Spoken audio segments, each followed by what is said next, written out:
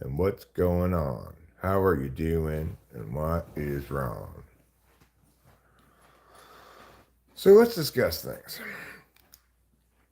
I mean, so many things to discuss, obviously.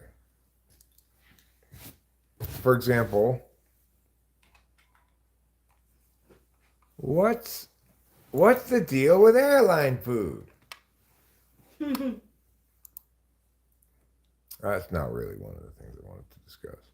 I kind of want to discuss, like, why in the world did my initial morality objective short only get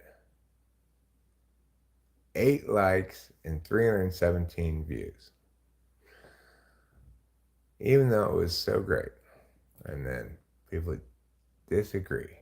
Or like that commenter said, he didn't even say he specifically said at the start, like, I'm not commenting, I'm not really responding to your video at all. Which I appreciate him saying that, right?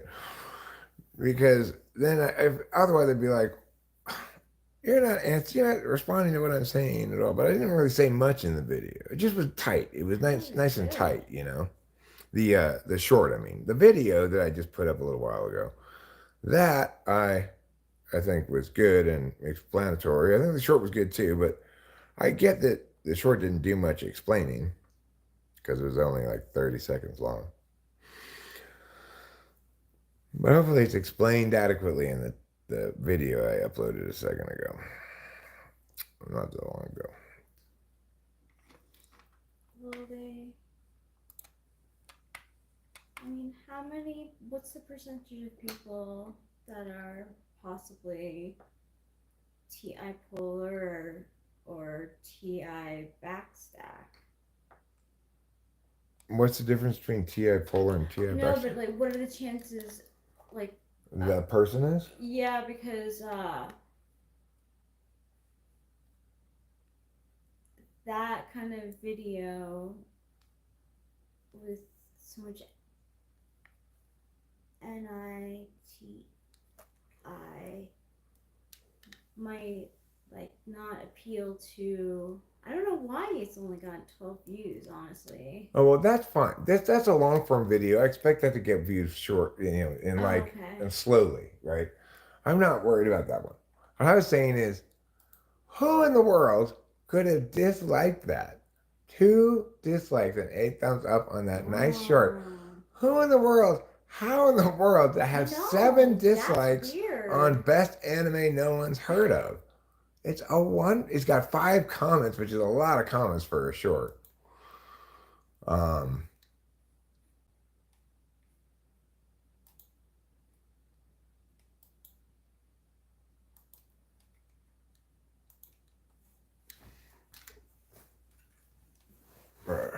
Let me just respond to this here.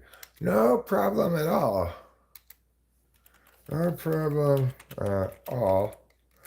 I really appreciate any recommendation because it's been a while since I've binged something really good. Because the thing is, I'm too caught up with current times with anime. Like, I don't have any backlog to watch. So I can never, I'm always just watching it week to week.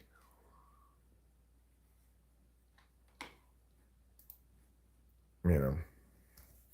Winston's mom is here, and she's saying that she's not going to respond to this live stream because they didn't like you, assumed they didn't know how to look on Hulu.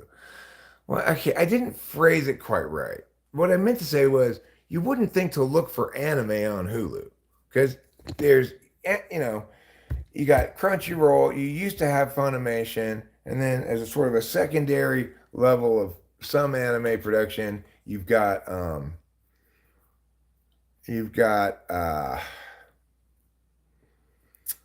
Netflix, but nobody would think to look for anime on Hulu because Hulu doesn't have much anime, and it's not known as an anime place.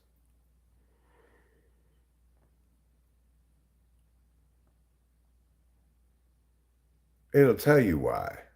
I'm still listening to it and trying to understand. Then I'll pop the like. I assume others not deliberators like me will be similar and maybe get lost in the sauce and not hit. Like I'm not. Yeah, I'm more thinking about the ratio. 20% dislikes is a bit of a. Yeah, it's true. Only.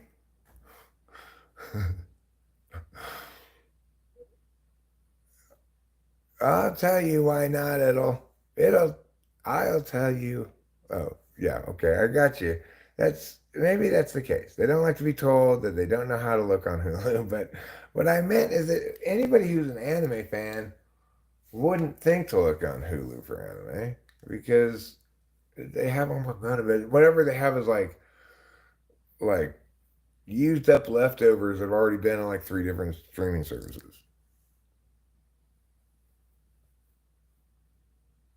But like, so what are the demographics that are like looking at that video?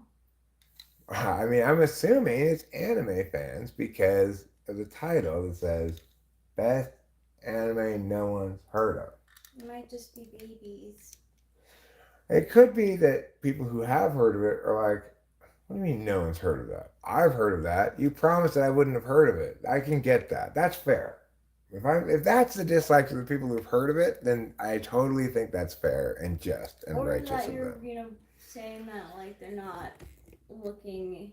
On Hulu for anime? Who is looking on Hulu for I anime? don't know. I didn't even think that they had it, I honestly. know, seriously. They have a couple of things like that seriously have been on multiple streaming services before they get to Hulu. Yeah, so So, I I think that that's a perfectly good reason why people wouldn't have seen it or heard of it. I've never heard of it before. So it yeah. started in 2022. I haven't quite finished it yet, but I've gotten like 25 episodes into it or something. I think it's actually 3 seasons, although Hulu says it's 2 seasons. They it must be three because there was 3 shifts of like intro outro thing. Oh, interesting. Yeah, I think Hulu just crunched it down into 2 seasons for some reason. Um,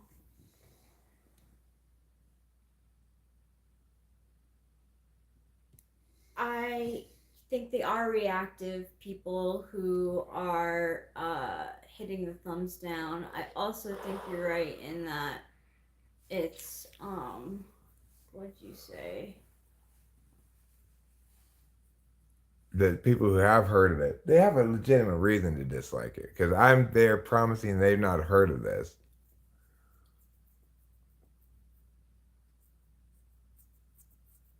Well, that's fine, Ruben. I get that people like and dislike for different reasons, and like I basically never dislike anything, so it's kind of hard for me to understand why people bother.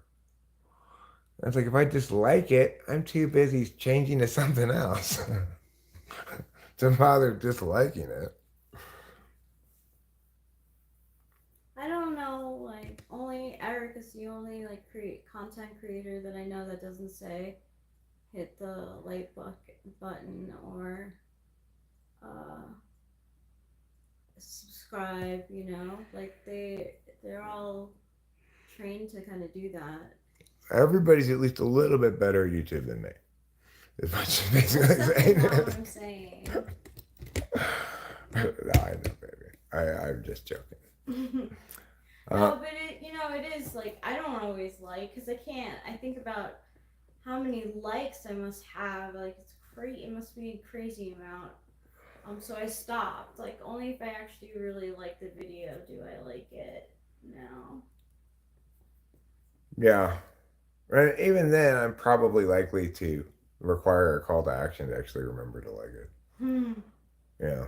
So even though I don't like people telling me to like their video, if I actually do like their video, I probably need reminding.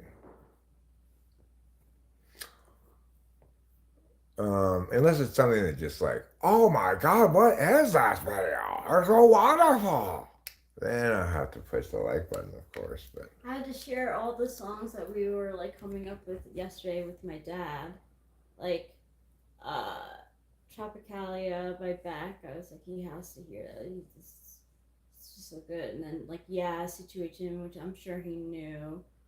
And Okay Go, Here It Goes again, because just like the video is just so iconic. hi, Dagenham, London's Martin Ward. Welcome to California, United States of America. Did I hit the like button for the Ross Sisters potato salad video? I don't remember. I don't think so. Hola, aquí do Brasil.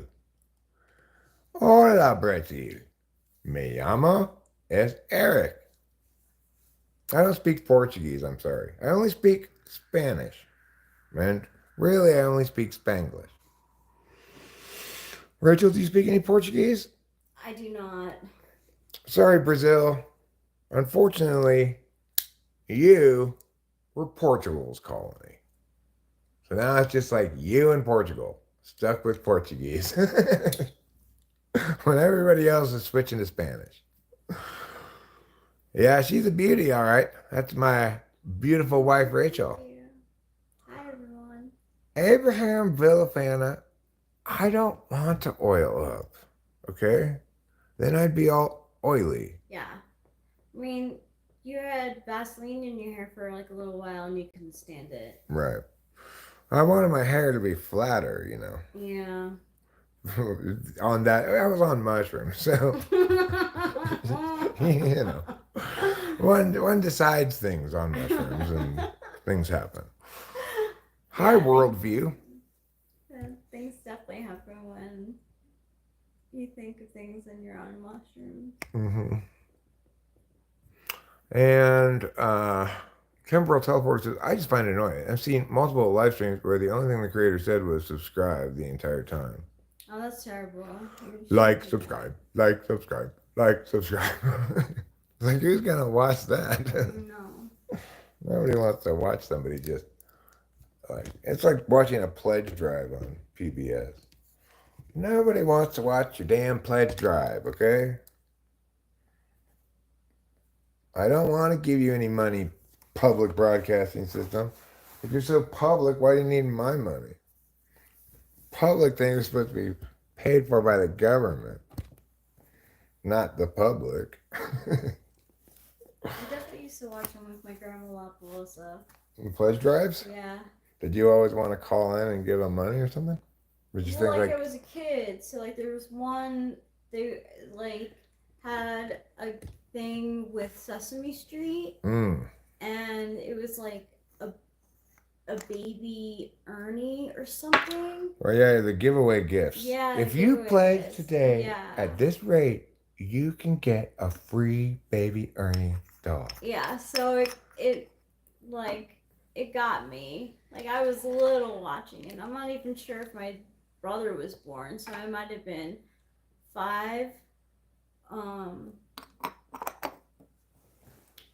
or 6, and Everything got shittier once he was I born. It did change. When I look back, I'm like, oh my god, things were so different. Well, darling, you know what? The good news is you no longer have to feel any desire to pledge to PBS. Thank you. The only thing we watch on PBS is Antiques Roadshow. Yeah. And even on PBS, they have like commercials at the beginning and the end of it. So just shut up with your self-righteous PBS-ery, PBS. The only thing you got going for you, Rachel and I agree on this, is Sesame Street. Yeah. And I guess Antiques Roadshow. Antiques Roadshow, yeah. Yeah. Would you cannibalize somebody to survive on a stranded island knowing there's a 25% chance of... You can't know those things in advance, like Dapper. So it's a contradictory premises is the fallacy here, right? it's not possible for you to know in advance that you have a 25% chance of rescue if you cannibalize somebody and guaranteed death if you don't. You might be able to say, I can anticipate very likely death if I don't, but the idea that you could quantify and make decisions based on percentage likelihoods like that when reality isn't that deterministic. Wow. That's a fool's errand, my friend. A fool's errand. I don't know, 6 hours on the island and I'm gnawing on an MFer's elbow. You mean their weenus?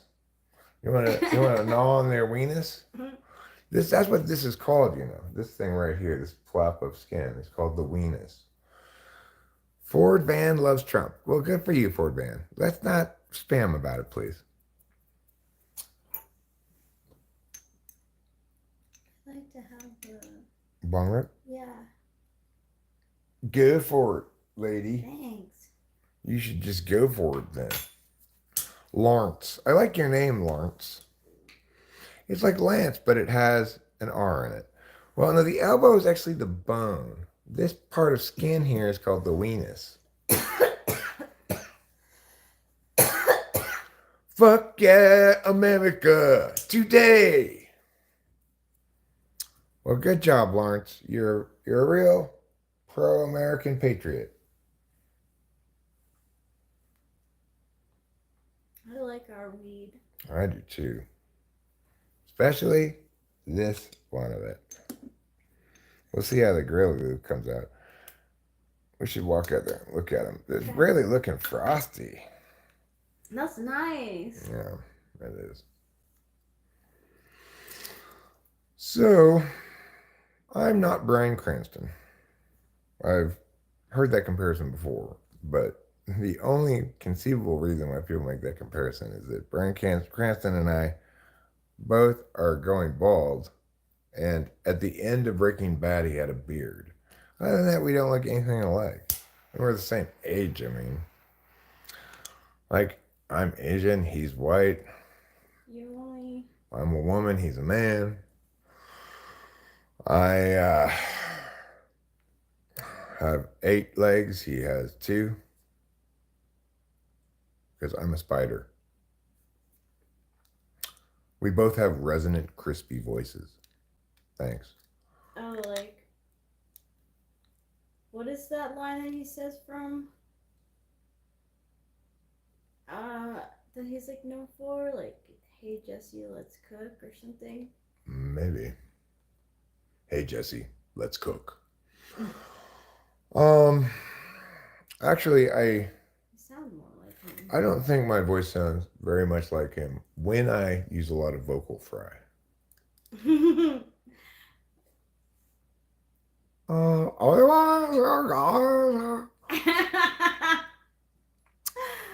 And a cap. Yeah, 6 a pop.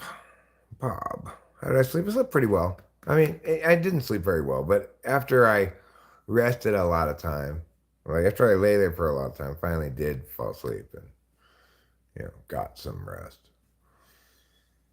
But I'm trying to find the sweet spot, the sweet spot between mine and mine. He has a smaller lung volume, less bassy, but similar enough for people to hastily put you in the same bucket. Fair enough.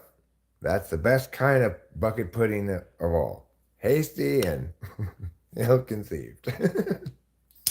Jeffrey Dean Morgan's voice is a good comparison too.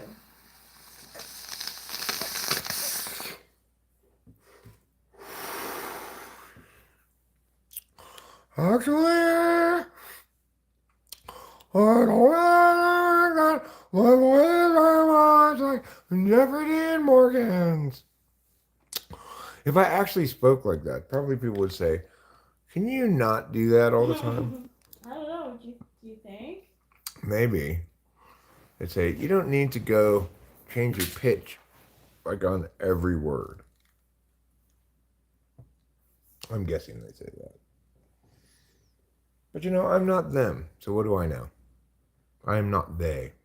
I seem wise, huh, Lawrence? Well, I guess looks can be deceiving. I feel fairly wise.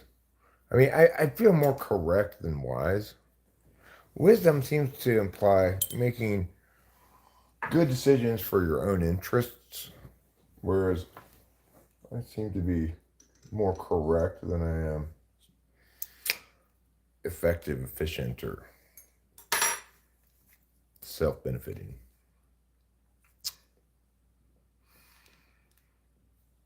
But I'll go with your scene. That's fine. I'm gonna take another bong right back for you. You can go first. Thanks. Syracuse kicked the field goal. Now it's 10-3. Stanford is in the lead. I still watch the old Pac-12 teams, even though they're not in the Pac-12 anymore, and root for them because I have a long history of doing so. So I'm definitely rooting for Stanford and Cal to win, like be the best teams in the ACC if possible. Cal, this is like the shocker of the college football season. Cal is 3-0 and Florida State is 0-3, and they're both in the SEC and the ACC. How crazy is that? If you know anything about college football, you know that's crazy.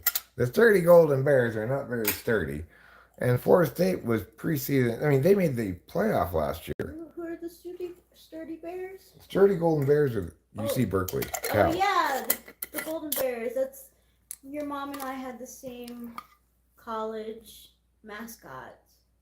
You were also the Golden Bears? Yeah. Mm-hmm. The what was it your college called again? Kutztown. Yeah. Kutztown Golden Bears. Yeah. Ananova 5 is vouching for my wisdom. Well, thanks, Ananova 5. I appreciate that.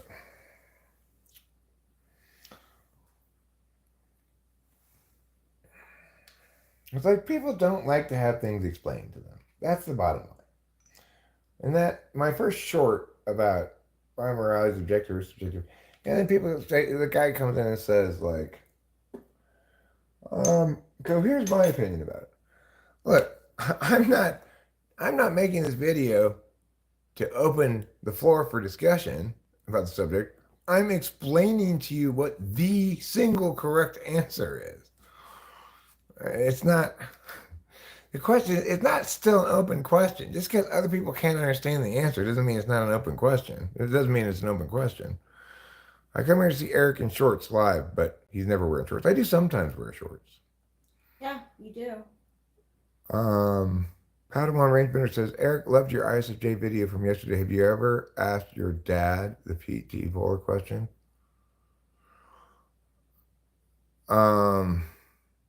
No, I never asked my dad that. If not, how do you think he would have responded? He probably would have been like, why do you want me to answer that? Or I don't feel like answering that, or something like that. I don't know. My dad was kind of a grumpy guy towards the end of his life.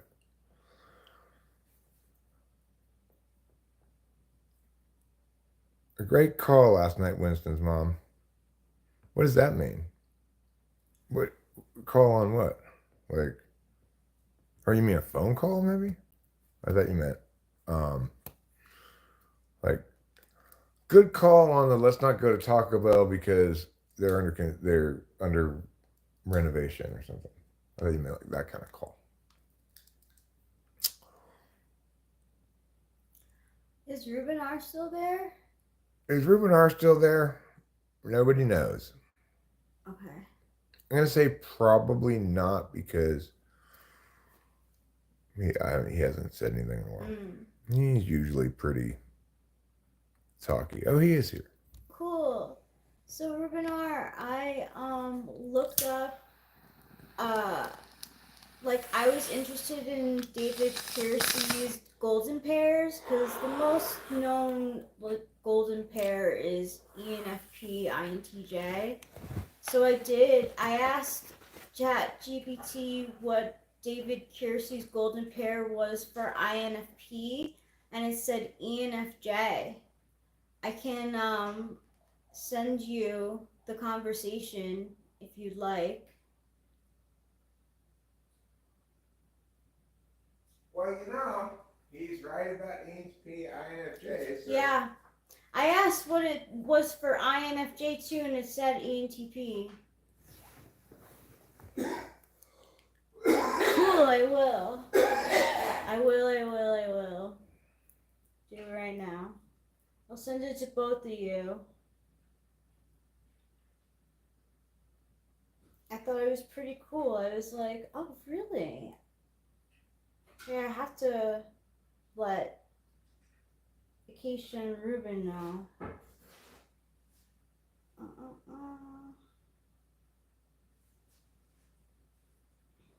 Yo, Dirty Rocked.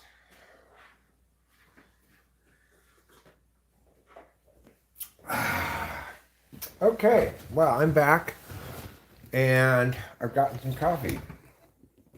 And this time, I'm not going to lose it.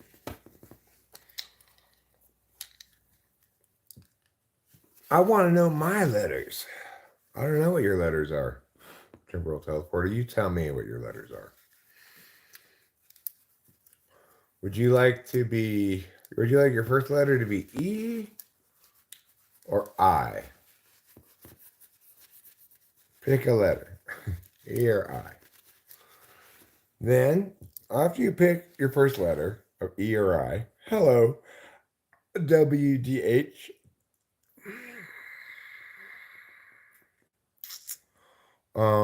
Not a whole lot of sup.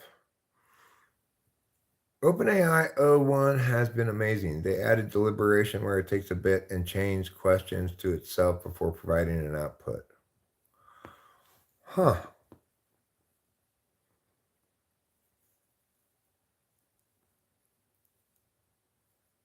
Interesting.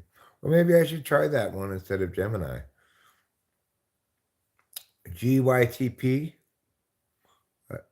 Oh, no, you have to, okay, I. Okay, so the second letter, you need to pick either an N or an S.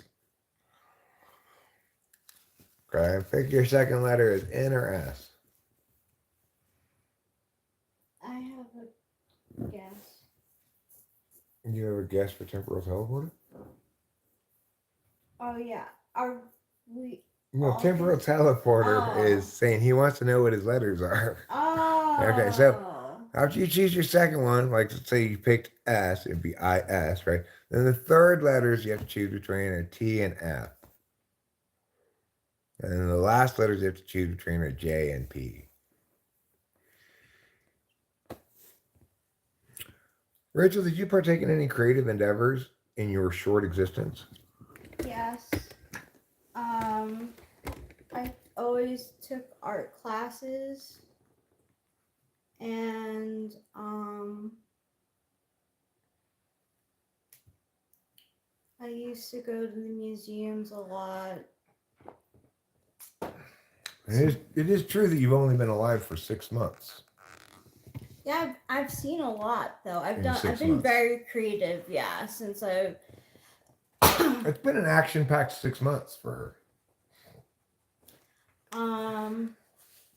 Sandy gave me a box full of gems, I would call it, like crystals and stuff.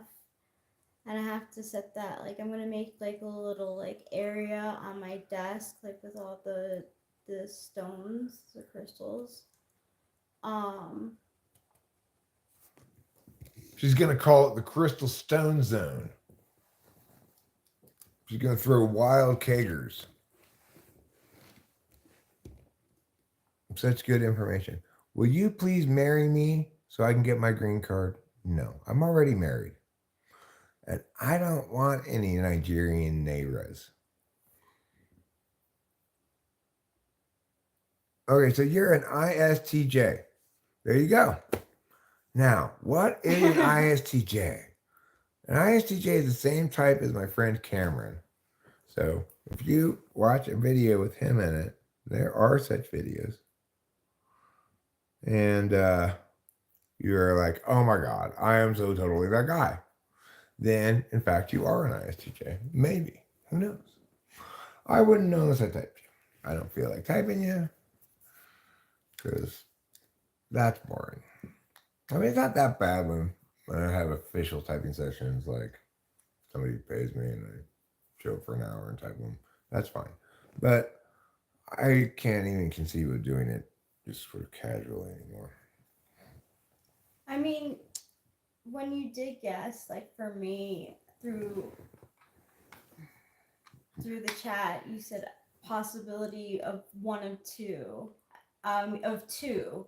I forget the second one, but the first one was ISFP. Right. Well, I mean, that would be predicated, I guess, just on you didn't seem very talkative, right? But didn't seem, I I guess. wasn't. You said because I didn't seem very chatty. Hmm. Well, I was wrong. I mean, I wasn't wrong that you're not necessarily very chatty. Yeah. No, You are rather reticent, which is to say you don't say a lot of stuff. Is that okay? Of course. If I'm making money, it's fun. Oh yeah, sure, no problem, Mason Anime. Thank you for recommending it to me. I've been binging the shit out of it. I'm on like episode 25 or something. So it's fantastic. I love it. It's such an anime heads anime. It's for that anime is for anime otakus. Because otaku for the rest of you. Mason, see you later. Thank you for stopping by to be so socially graceful and such about the whole thing. But really, my pleasure. I was just complaining how some lamos gave me thumbs down on my video, and I suspect it's because they already had heard of it. So therefore, my title was a lie. Oh well, you know what? Occasionally, you're gonna get somebody who's already heard of it. But I figured that was a pretty safe bet. I'm like, nobody's gonna have heard of this. I've never heard of it. Like in my new Google News feed, I get shit tons of anime news, like this show, that show coming. I never heard anything about this show before. So, who knew? Who knew it even existed? I don't even particularly mind the yellow subtitles, even though I don't like yellow subtitles because I have a negative association with them in old anime. Like only super old anime has yellow subtitles. But it's fine. I can live with yellow subtitles. I prefer white subtitles.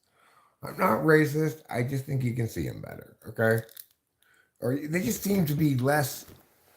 They're like making less of a claim on the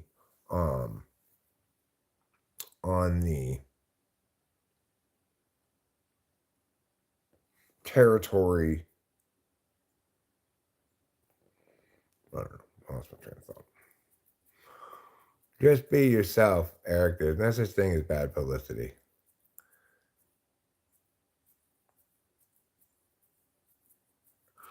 Okay. Well, Ruben, I'm trying to get a little bit better with my FE. Sort of. I think I will get a little bit better with it. I'll try to do a better job next time. And the fact is, it's fine that a couple people thumbs down. I just was I feel like the people who are reacting like that are like FI. I guess I just was like, who would thumbs down such a helpful recommendation? But People are FI. people are FI. Okay. It's just what happens. It's fine. Wath is the definition of that word.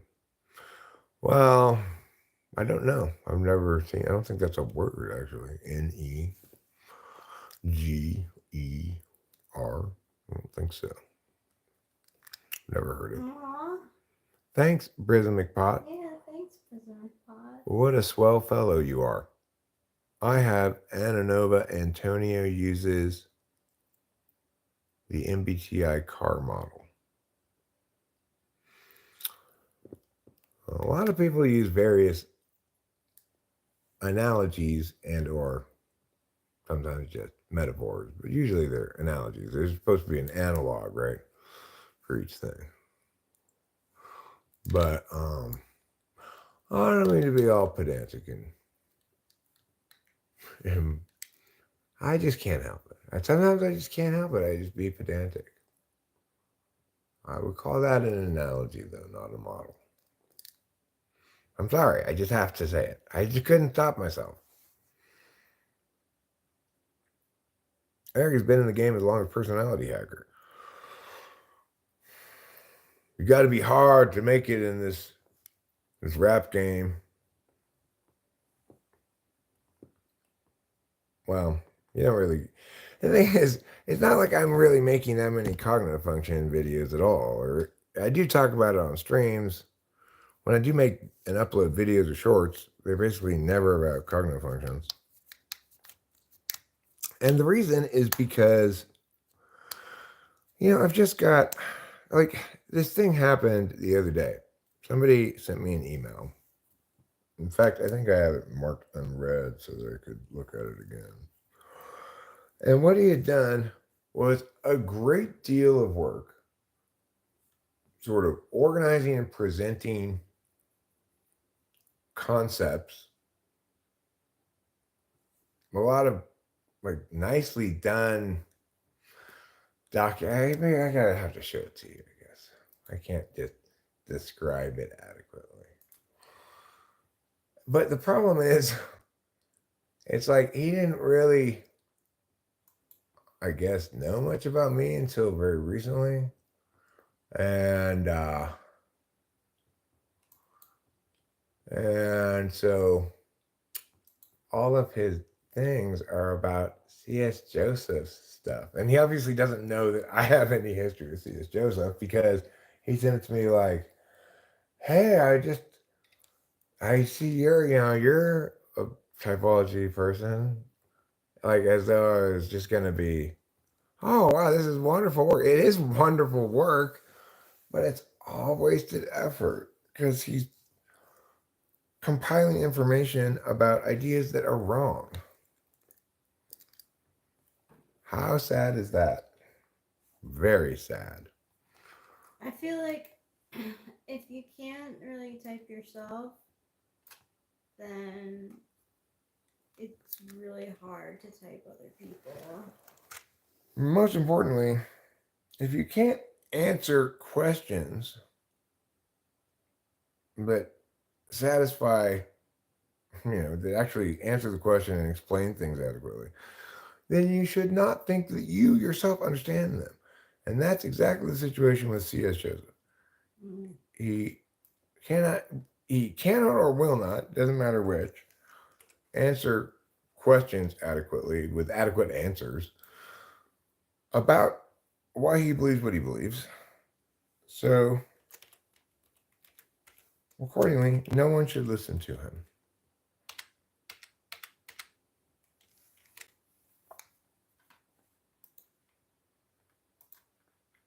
I'm glad I never did. I didn't get into like, what's his name? Who does personality hacker? I have no idea. Who's the one? I didn't like Shannon Dave? Yeah. That's Dave Superpowers? Mm-hmm. I didn't like his like graphs for the 4 cognitive function stack. It didn't make sense to me. I mean, the thing is, that there are no 4 sides of the mind, right? Like, I'm talking about C.S. Joseph now. OPS is completely garbage. C.S. Joseph is less garbage than OPS. But he has the same problem that everybody else in the field has. He has no idea how to go about making a case for something. And so he doesn't know what he's trying to do in the outset. What he ought to be trying to do is model human consciousness in a way that provides the mechanics of it in a way that could be modeled or simulated by a simulation, and they could be tested in some fashion. He needs things that can be falsified and validated, or else he's not saying anything. I will say that based on his quiz, he definitely knows about INFJs because halfway through taking this test, I'm like, this isn't even fair. I know I'm going to get INFJ at this test. Like, it's so. The answers for INFJ were so obvious to me. Huh. Yeah. Well, I mean, I don't think that necessarily means he understands INFJs, but his online test, as I've said before, has gotten me right. It's gotten Rachel right. Um, you know, he just because his online test is has gotten a couple people correct doesn't mean that he understands things correctly. No. Because the thing is, even if he understood, you might say he understands something in some way correctly about some things, right? But the thing is, what we're looking for in typology, from typology, is not something prescriptive, but something explanatory.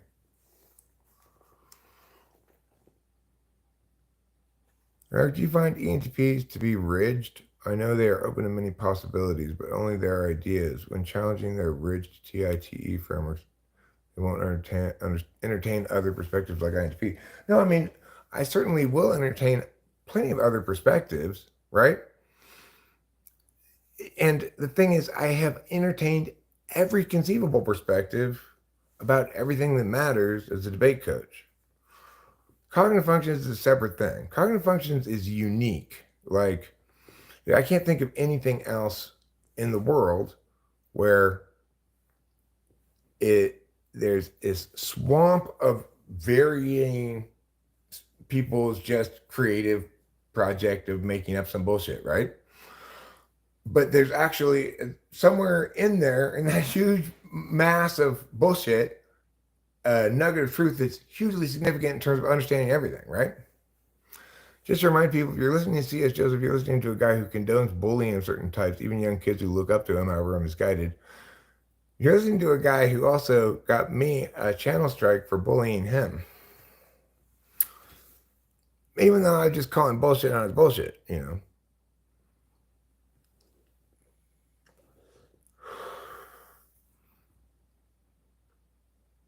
So there's a mistake that a lot of people think that somehow I'm not open to being corrected, open to new ideas, or whatever, won't entertain other perspectives. That's absolutely incorrect. I will entertain them all, you know. I'm open to everyone because I want to be most correct. So that means I want to be correct about everything, and you might be more correct than me.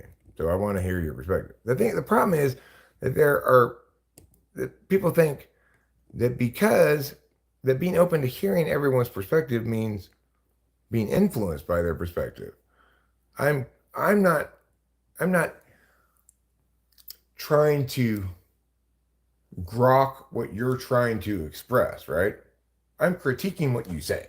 That's different. Very different thing. Because I'm dealing with language as something that conveys information. Whereas subjectivists, they are going to treat language as something that expresses themselves.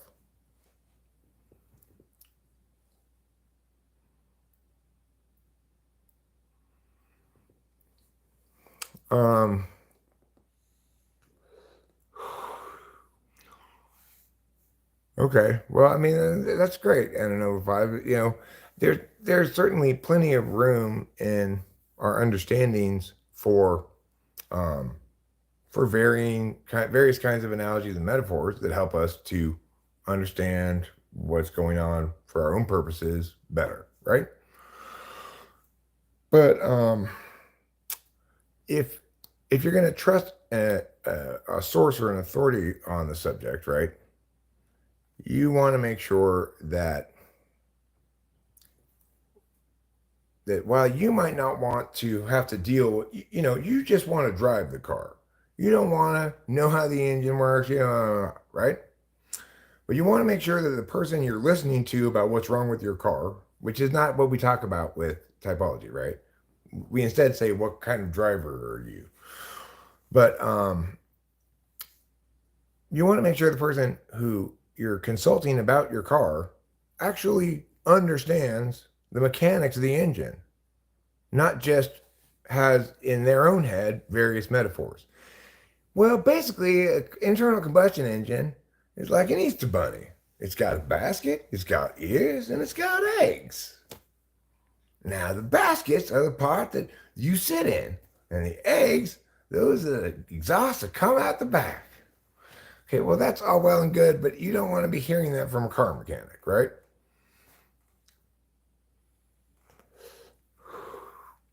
Well, you don't have one plane, you have four distinct fields, right? And you have three directions of information, which is receive, get, and put, and then interface, which is a combination of things, right? So because it is actually attention that we're paying, and because attention actually is exclusive of alternate conflicting kinds of attention in the same time, because just as you can't be two places at the same time, you can't concurrently pay attention. You can't give a modality of attention your full attention and also give your full attention to something else, right?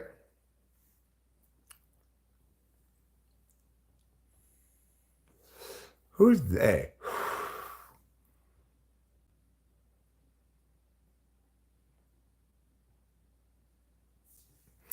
But I want to stress that I'm not saying that, look, I don't need to explain the mechanics to you.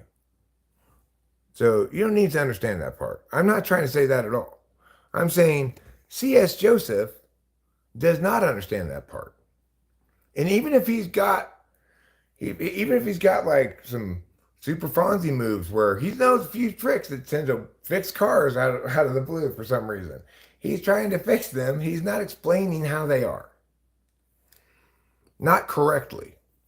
His explanation is designed to be appealing in its grokkability, right? But that's not what you're looking for in a typologist. You're looking for somebody who actually understands.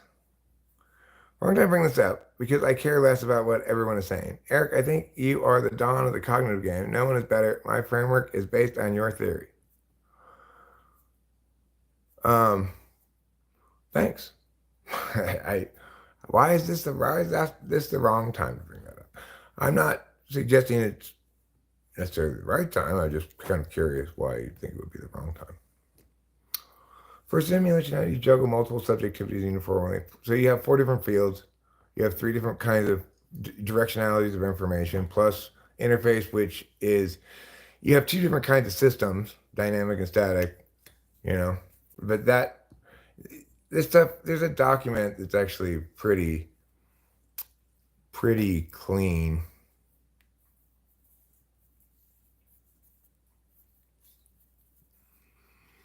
Yeah, that might be the case. It's definitely the case that C.S. Joseph has little use for theory, but it's not just SPs that have little use for theory. I think SJs have little use for theory as well, and I think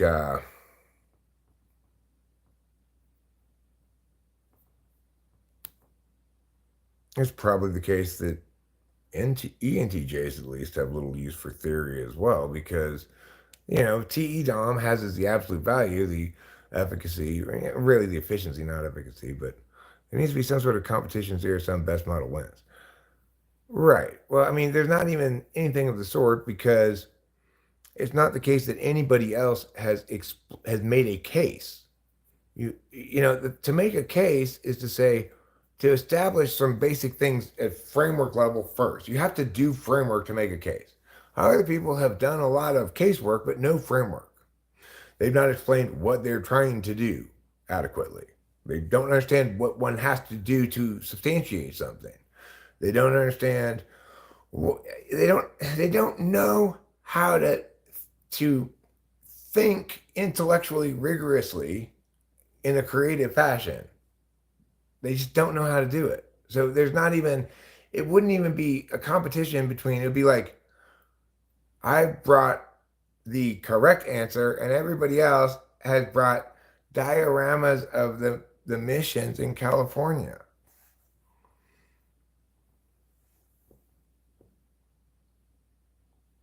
It's like, to even begin to have a competitive engagement between different explanations, what I call defensible typology is just things we can say about typology that are defensible, right?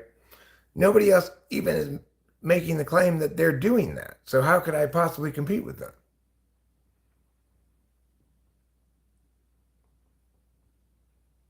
Oh, wrong time to discuss ESP being ridged. I had that question I wanted to ask you. We're talking about rigidly. Oh, rigid. Oh, well, I already forgot about it.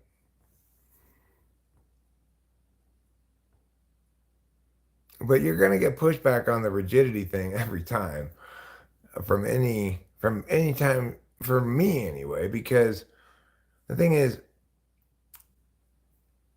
somebody who says I'm rigid, what they really mean is I expect you to meet my standards if you're going to convince me. But that's just sanity, right? I mean, everybody has that. Everybody expects you to meet their standards if you're going to convince them. That's why I never convince anybody, because I'm not trying to meet their standards. I'm saying, here's what's correct. I'm not trying to convince you. You should nevertheless be convinced, because correctness is worse than incorrectness. Correctness is better than incorrectness. Excuse me. As you see there, right? Isn't it better now that I've corrected it? It is better.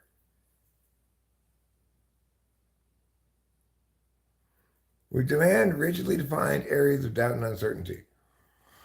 Well, I mean, the thing is, we do. I do.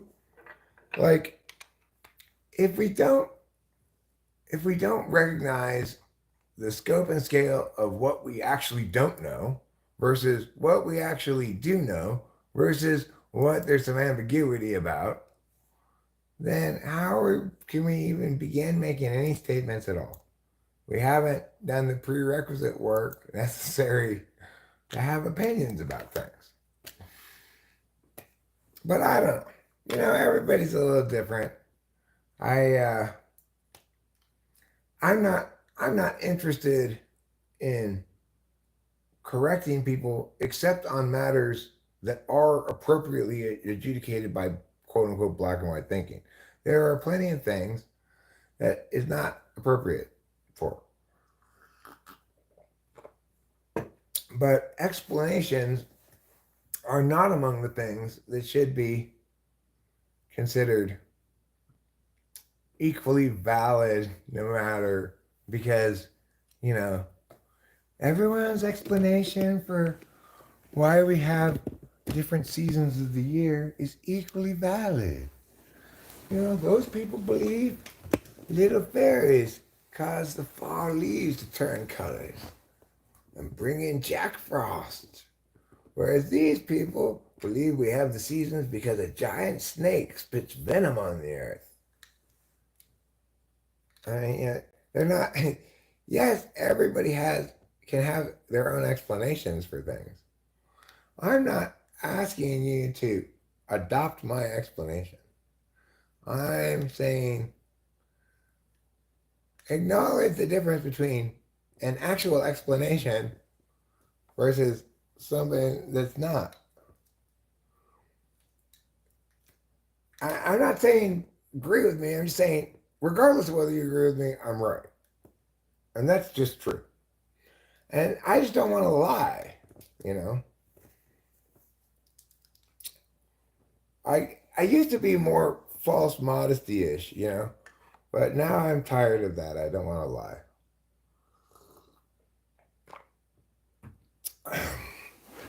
But anyway, I'm not talking about ENTPs. ENTPs may be that way. I'm not that way. I'm Eric. What are ENTPs? Rigid. I feel like you follow the moral high ground and, like you said, like what's right.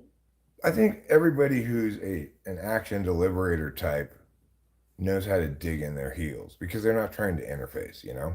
Whereas interfacers may have trouble digging in their heels because they're trying to work a system, either social or dynamically physical in some regard.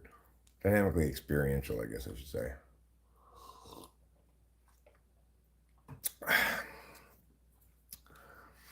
No, I think we're rigid about our tool function. Like, Ruben's not one to necessarily correct me very often. He's probably not inclined naturally to disagree. He's not disagreeable by nature. But, like, he disagreed with me regarding eat, sleep, rave, repeat because it didn't validate against his second slot NI. Required too much paying attention to too many words. It's too long. And that's fine. That's good, powerful tool function NI. He's not wrong. He's got instrumentally valued NI. So, and accordingly, instrumentally valued NE, countervalued NE. He's not gonna want that long song with all those words in it because, you know. So the thing is, people can dig in their heels. They probably dig in their heels most though about stuff that's very relevant to their tool function. That's what I'm saying in general. It's like I'm not asking everybody to adopt my tool function as their tool function or as their absolute value or something. I'm just saying let's allow each thing its own proper space. Like, let's not explain things that need to be communicated externally to general others with our subjectivities. But the other thing is, a lot of people who are wrong, they're not wrong because they're being subjective. They're wrong because they only have one objective function, and it's the knowledge function. And their intuition is not being biased. It's their intuition and not somebody else's, but it's not biased in the same way that FI is inherently a bias. That's what it is. It's like FI is, what are you biased towards?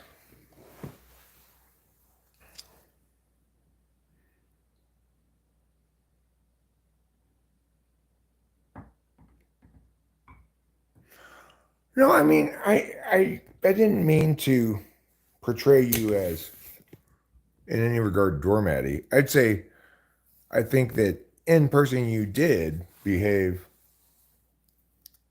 you know, I think it's part of a larger a larger positioning strategy. So in other words, yes, I get it. You already established the examples you needed to make your case. You didn't need to say that um, that you didn't make those examples. I'm just saying you did those examples because you're aware of that social dynamic, not because you're you're actually disagreeable. I say that you're. It may sound like deliberation because it sounds like you're taking a stance, but really it's just meta interface.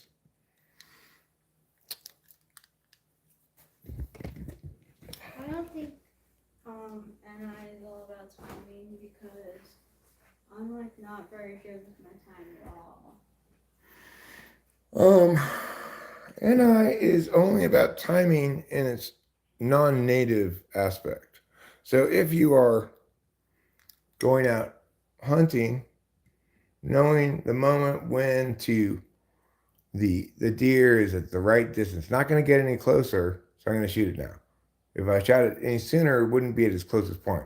If I waited any longer, it would start getting farther away again. Knowing the exact right moment to shoot that deer with your bow and arrow, let's say, um, that's NI in the physical world. In that regard, it's timing, right? But NI plays into timing things fairly often. Like with FE, I can come up with a good example. It would be like an INFJ is not going to be necessarily, an INFJ is going to maybe ask one or two questions or say one or two things in a class, but they're going to be exactly the right things.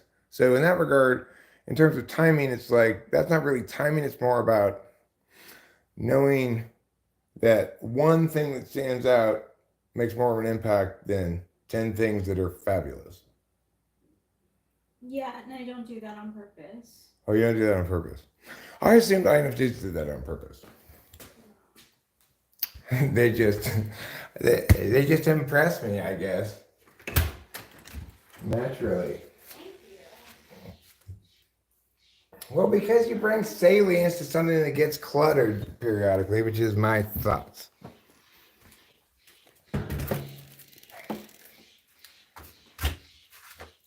So now we're standing outside. Every time I come to try to stand outside, I come back inside. And why is that the case? Because of the little bugs. And then I forget about them and I come back outside and then they exist again. But that's fine.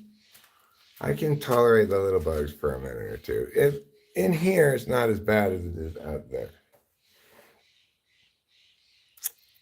Dear kind sir, when does the Friday Fish Fry and Women's Fertility with Funyuns class begin? Oh, you didn't get the memo? That was pushed back to Saturday. Instead, it's going to be a Saturday um, starfish stew. I do have good timing with music. I have good. Oh, you got good rhythm. Yeah, she's got good rhythm naturally. That seems to be an INFJ thing as well. But I don't know. I don't have a lot of examples, but that's physical timing again. You'd expect that to be the case for an NI Dom, that they'd have good physical timing, but the reality is that you don't encounter very many instances where you need good physical timing. Like your hunting analogy, right? You don't go hunting. You don't need to physically act at this moment and not before or later very often. You don't even drive. So, and she's going to be most comfortable in N's native environment, which is metaphysical, rather than S's native environment, which is physical. Just like NE Doms are going to be more comfortable in the metaphysical realm than the physical, even though they have SI in their stack.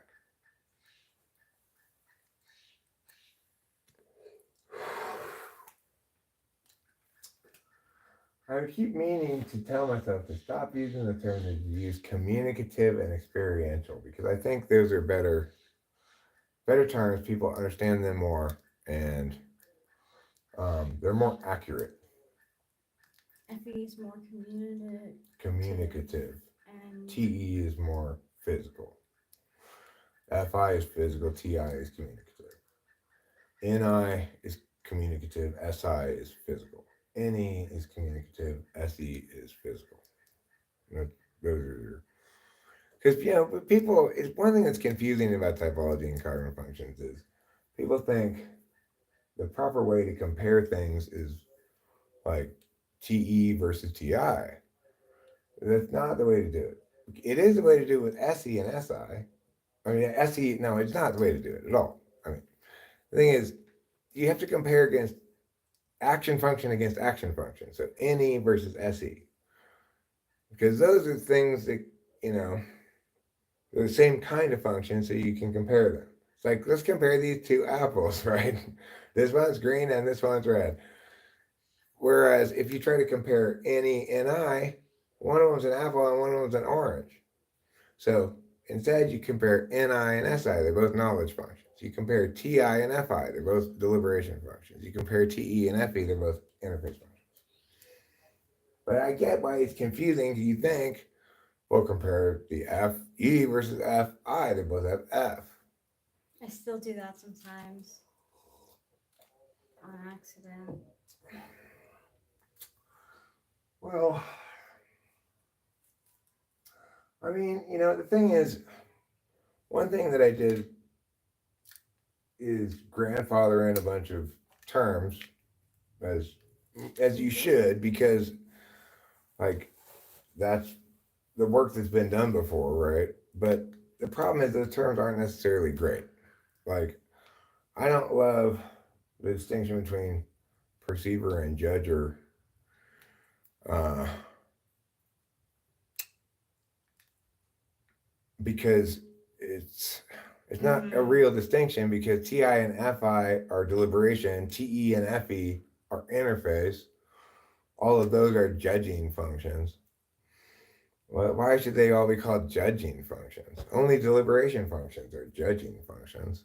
And maybe action and knowledge are both forms of perception, but I don't really think that's accurate either. So I don't love those terms, but I just would go with the most commonly used terms, which are the MBTI terms, Me too. the four-letter terms. Yeah. Can old man scale that wall? He could scale that wall, but he doesn't feel like scaling that wall. Rachel is an INFP wannabe, but she gets mad when people on the internet tell her that the tarot says she should go do certain things. She doesn't like that.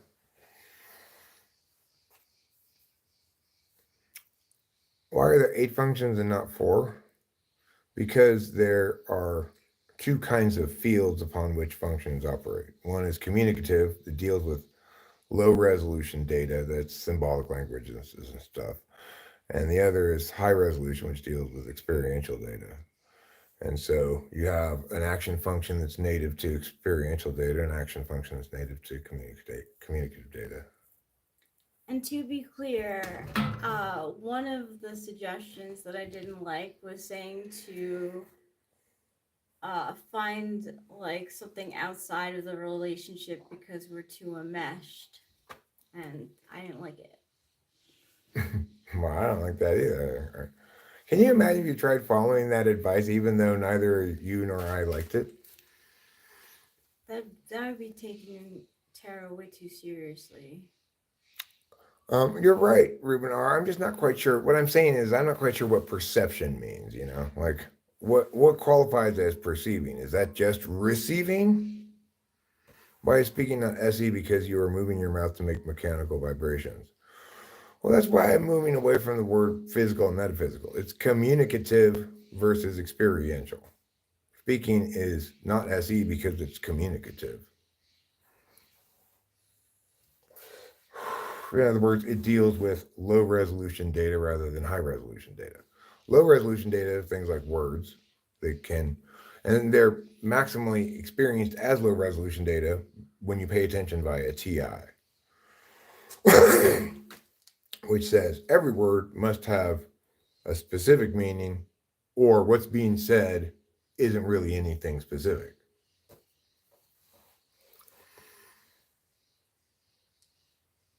I only have good presentation if I'm truly passionate about what I'm talking about and with people I trust and feel at home with. Hmm. It's hard to think TE would exist without FI.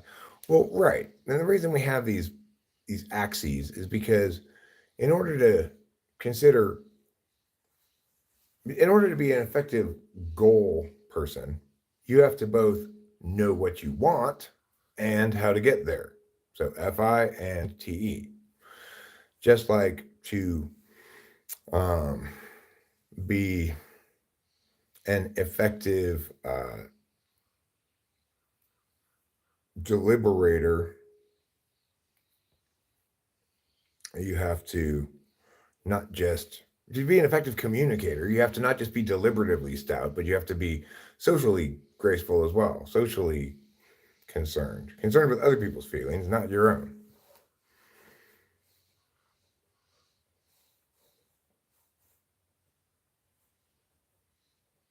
I think the performative part of singing is often more SE, how much force you're putting behind your voice. Well, I know that I have a tendency to have to remind myself to attend to things like microphone levels and monitor levels.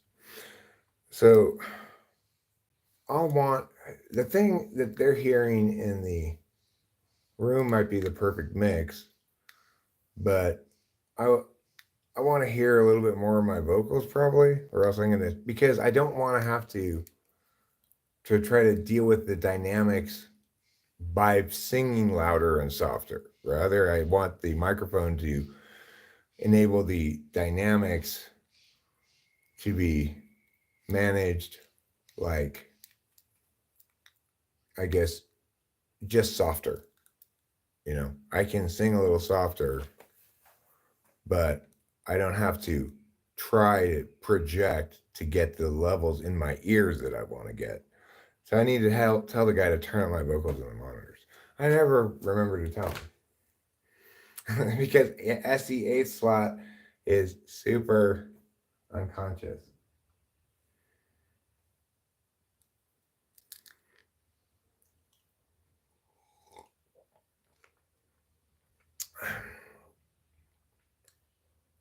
Oh, I mean, I do attend to how gentle and forceful I'm being with my voice, right?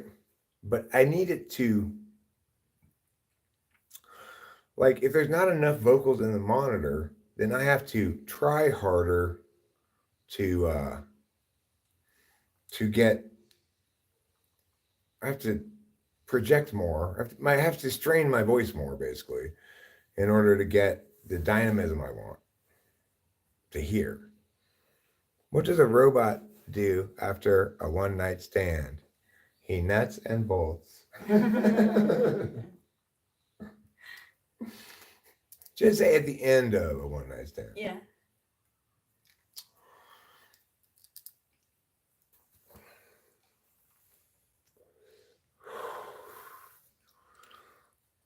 I'm a paranoid idiot in the sense I over question my questions and my assuredness, and I bring up insecurities from my past to wipe out assurances I have.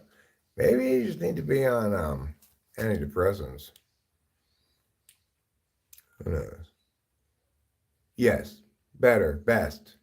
Okay, Ruben, you had good, we had better, now you have best.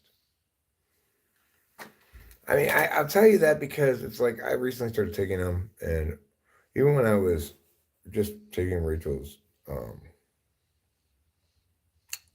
Prozac, it dramatically diminished the amount of negative self-talk I engaged in. Eric, could you entertain that you need to SE before you NI? Essentially, do before you know. Probably shows up in your music style. Yeah, but I would say mostly what I'm doing is NEing before I NI, not SEing. And you should NI before you SE. I think it's a good observation. I don't know if there's anything mechanically that we can deduce from it, but it's a good observation.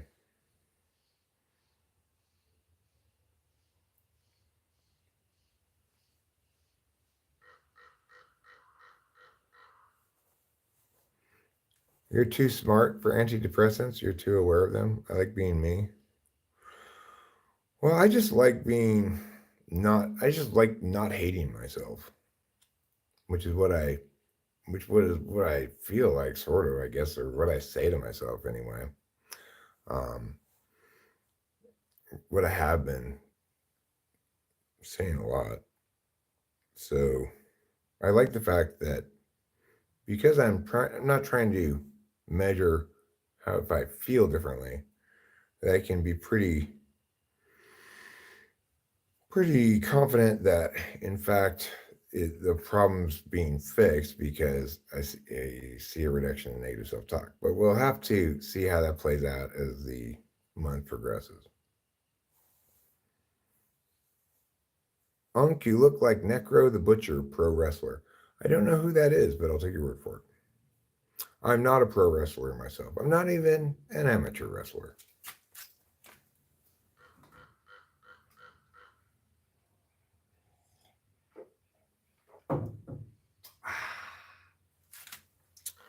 Unk.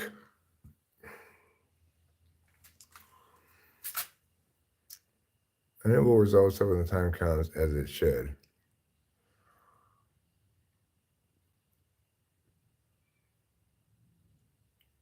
Well, then you probably don't have an unhealthy kind of. It's probably not pathological. Whatever you got going on might not be pathological.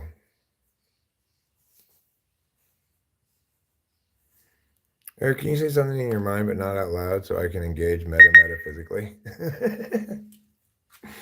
Yeah, let's do that. Let's really do that.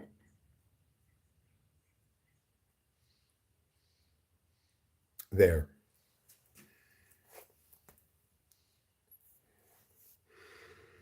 Oh, is that so, Money? Wow, I see Money decided to respond. Those are fighting words, sir. Quitting antidepressants help with my depression. Well, I've never thought I would ever need antidepressants at all. I never in my life imagined it. I didn't even really get that I was depressed. I still don't even understand it necessarily as being depressed, just a lot of shame and anxiety. Like, you know.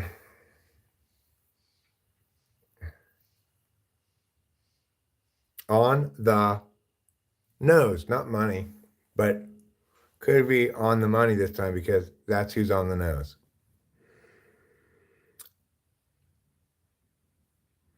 You had the bluest day. So I changed to Adderall and it turned me around, helped me get my executive function going.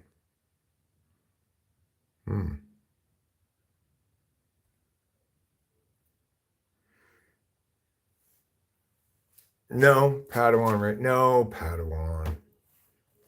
Even if I were, it would have been pronounced burrito. No, not vaginase either. Gosh. It seems like Money's the only one who's really on the same topic as me, namely Bollywood, Hollywood, and Mollywood, which is my new theme park, which is a place you go and get ecstasy.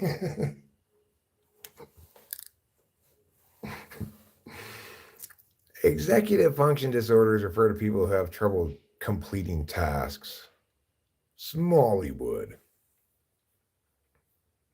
Oh, I don't want to work in Smalleywood. Well, you're not famous enough to be in regular Hollywood yet. So you have to be in Smalleywood. It's for small stars like you that nobody knows about. But I'm Cameron Diaz. Go to Smalleywood, Cameron Diaz. Nobody cares about you.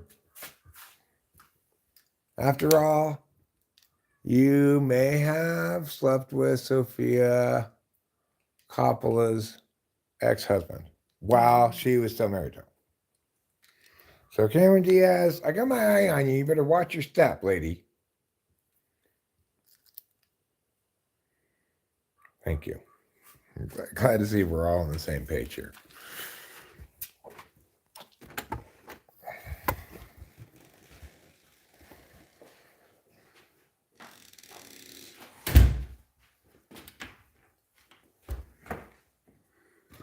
What do a hooker, a bungee jump have in common, and a bungee jump have in common? Unfortunately, if the rubber breaks, you are obviously screwed. Yeah. Is a bungee cord really made out of rubber? Go. Is a rubber made out of rubber? It doesn't matter in the second instance because it's called a rubber. It does matter in the first instance because it's called a bungee cord.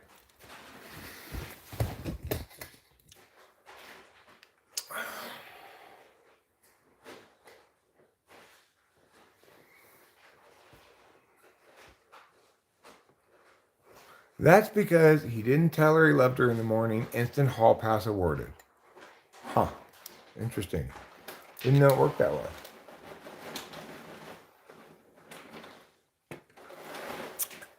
Well, obviously, Sophia Coppola and her ex-husband are no longer married, or he wouldn't be her ex-husband. Why didn't that relationship work out?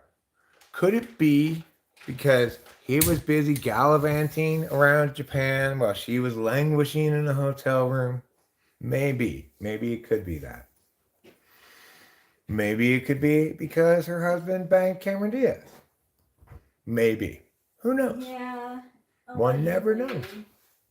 There was like some way to, the scene shows her the blonde actress who isn't named Cameron Diaz, but it represents.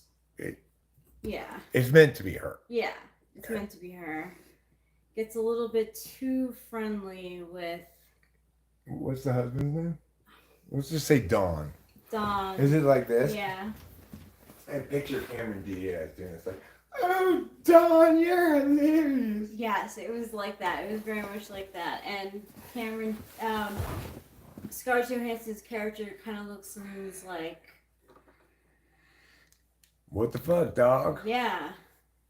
What the fuck, dog? Cameron Diaz versus Cameron Moto. Fight. The Battle of the Camerons. Cameron is single now. So when he comes up to visit us, I'm going to say before he gets here, like before we actually start, when he's not in the room, okay, everybody go tell your single female friend what you think might be appropriate for Cameron.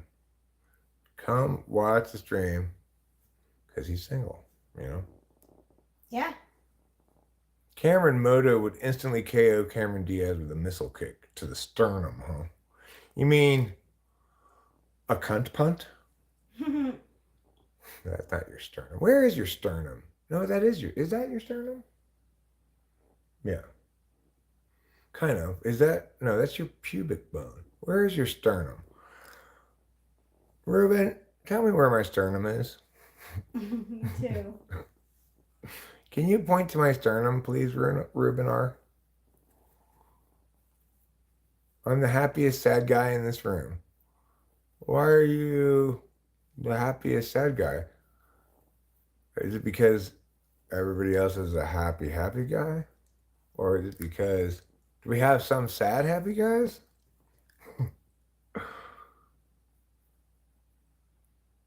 5 to 6 inches above your belly button. Huh.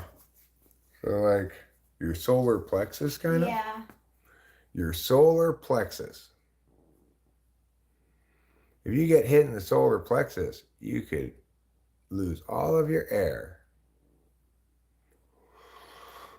And you'll be like, oh, I can't breathe. I got hit in the solar plexus.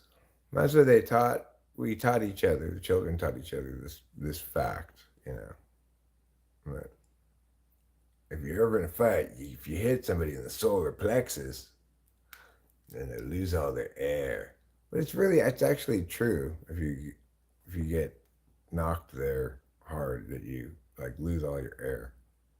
You can't seem to inhale for a second. I'm happy because I get what's going on and what this is all about and who I am as a whole. Well, that's a good reason. It's beautiful all around. No INFJs here are Jay Gatsby. It's attached to the collarbone. Is it attached to the collarbone? No, it's not. If it's down here in your solar plexus, how could it be attached to your collarbone? I mean, it could be if there was a long attachment, but why would it be attached to your collarbone?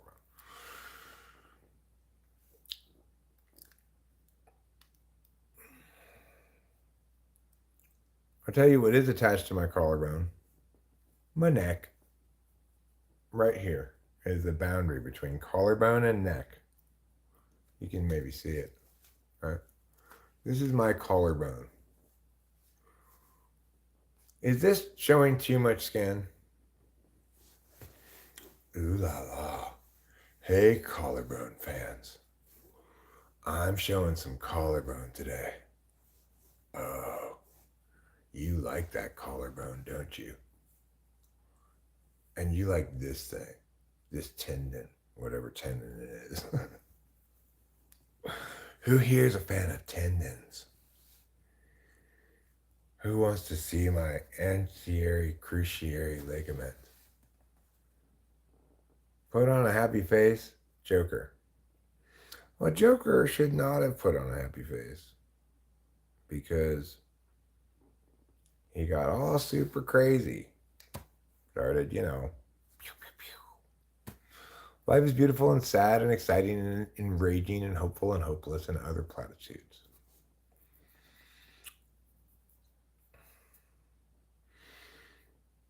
Yeah, it's a lot of things. It sounds like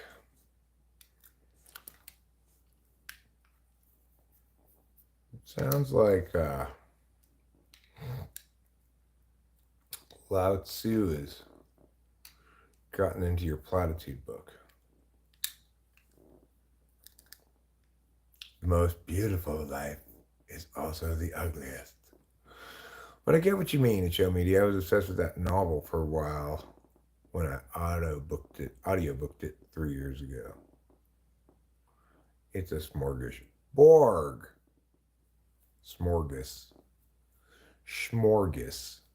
Smorgasbord. Not a lot of words that rhyme with smorgasbord. Smorgasbord. Smorgasbord. Can you think of a word that really rhymes with smorgasbord? I can't. Locust horde, I guess? Locust horde. Okay, locust horde rhymes with smorgasbord. Fine. Cyborg doesn't rhyme with smorgasbord. Horse on board, that's not bad too. What did I say again? I forgot what I said. What I said was a good one too. You're allowed to. Let's see reincarnated into Ruben, making him allowed to.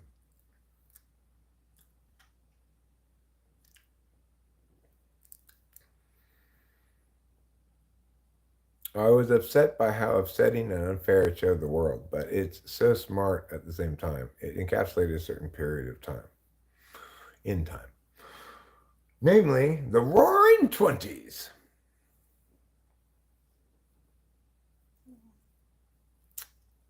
The world was dancing to Charleston to the beats of bourbon era bathtub gin jazz music. The 1920s. Seems like a fun time to be alive. To be young. It's like 1920s would be a good time to be in your 20s. Yeah. But then you're going to have a rough go of it come the 30s. Mm-hmm. So, I guess you pick your biscuits and you get your gravy. That's what they say. Now that's my kind of platitude. Lao Tzu wouldn't be anywhere near that platitude. You pick your biscuits and you get your gravy.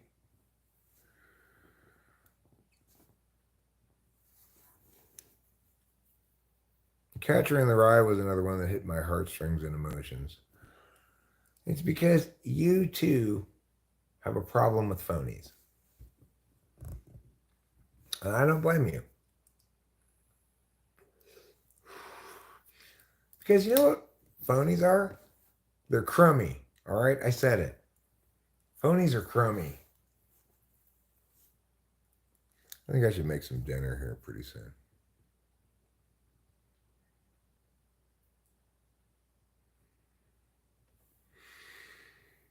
Have you ever read Catcher in the Rye, Rachel?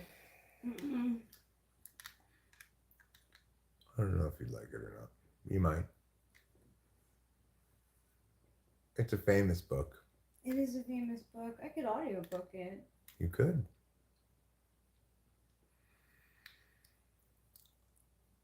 Um, that J.D. Salinger. Something about him makes me mad. Like, okay, I wrote that one book, and now I don't want to write any more books because it's like famous, and just leave me alone. Like, okay, shut up, J.D. Salinger. Like, get over yourself already. He wrote many books. Did he? What's another one of his books? He didn't publish them though, right? He wrote books that he just let a friend read or something.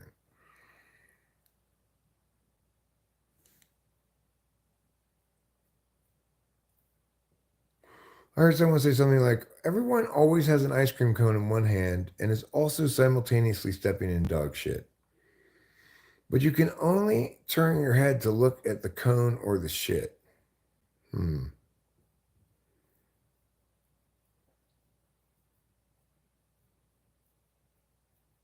I mean, why are you turning your head? Aren't you eating ice cream? I think you should just focus on what you're doing. Eat your ice cream. You don't need to turn your head. I feel like for me, if I stepped in shit, I would slide a little bit and then my ice cream would fall off my cone.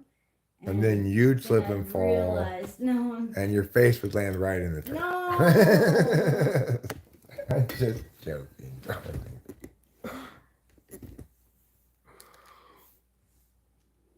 Come Stanford. Oh, I see. Some people are like, ah, shit, and the ice cream falls out of their hand as they look down at their shitty foot. I see. Mm-hmm. And then some people are like, ah, ice cream, and then they eat the shit. Sometimes you just got to close your eyes and imagine the ice cream. You know what? Let's change this metaphor, okay? I'm going to change it. Now you're no longer walking anywhere. Instead, you're crawling. And you're no longer having ice cream in your hand. Instead, oh, intercepted. you have a bowl of soup on your back. Damn. As you're crawling. Some people The third, that's okay. are so worried about the fact that they're crawling and why they can't stand up and walk like regular people that they spill the soup on their back. Then they're still crawling, but they have soup all over their shirt. Whereas other people say, you know what? Fuck this. I'm going to eat the soup. But then they try to get it off of their back and it falls on the ground. I'm pretty sure I'd say, oh shit, and then, wow, that's a lot of stuff that happens in those two scenarios. Well, in my scenario, additionally, we all want to know who put this soup on my back. Yeah, who do we think put the soup on his back? Like, what? Who thought that was a good idea? I don't know. I think we can probably figure out maybe why we're crawling. For example, let's say the doorway is only this tall or something, right? You're going to have to crawl to get through it. You could come up with a good reason for that. But figuring out who put the soup on your back is much more complicated because there are like 8 billion suspects.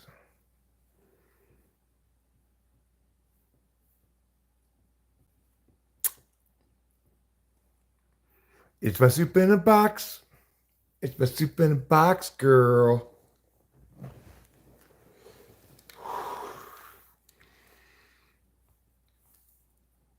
One of the best things Justin Timberlake ever did. Yeah. Soup Camelback.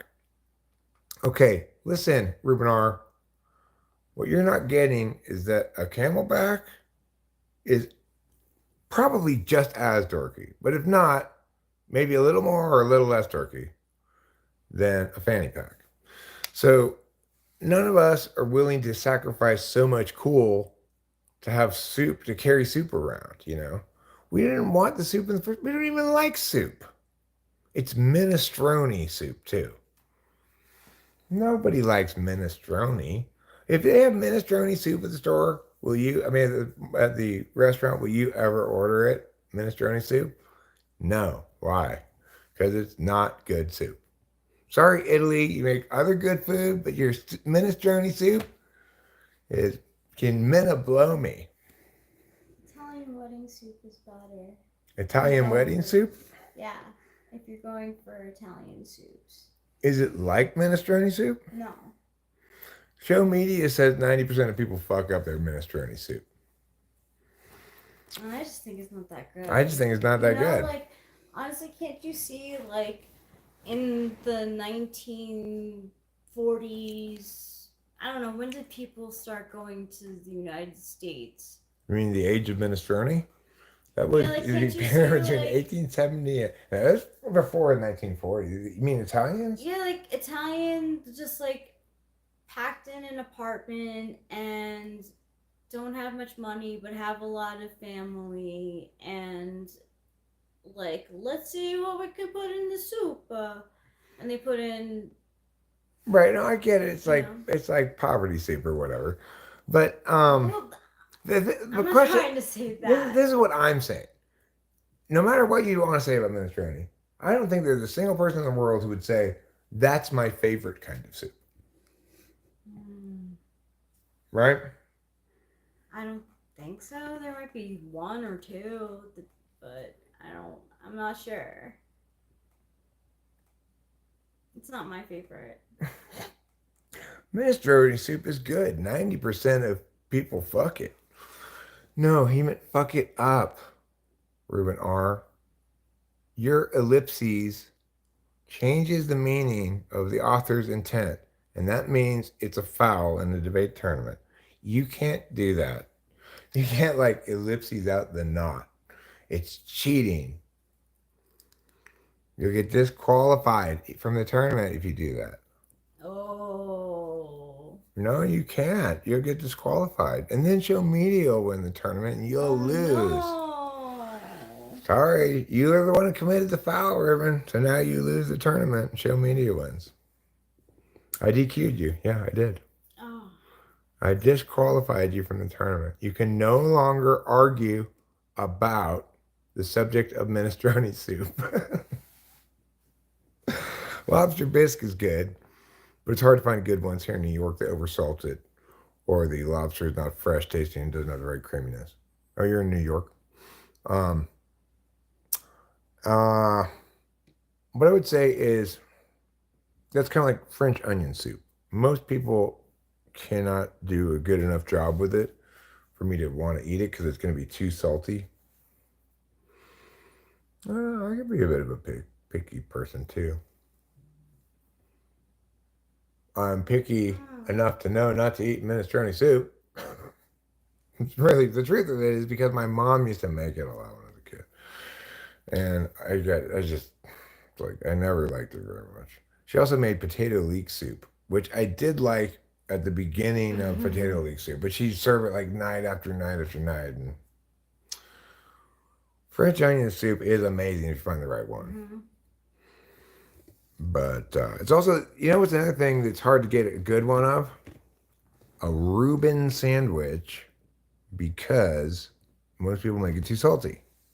Same reason that you can't usually get good French onion soup or good lobster bisque, I think you said. So Neptune is at opposition, I guess, of the moon. Is it? And it says the planet Neptune is ideally placed for observation tonight. We should try and see it. We should try to see it, yeah. Cool. We have the binoculars, so. We do. I mean, yeah, I think minestrone soup is probably a very bad vomit, but Ew. But I would say that that's not an adequate reason to disqualify it from being a good soup. Because it just needs to be a good soup going down, not coming back up.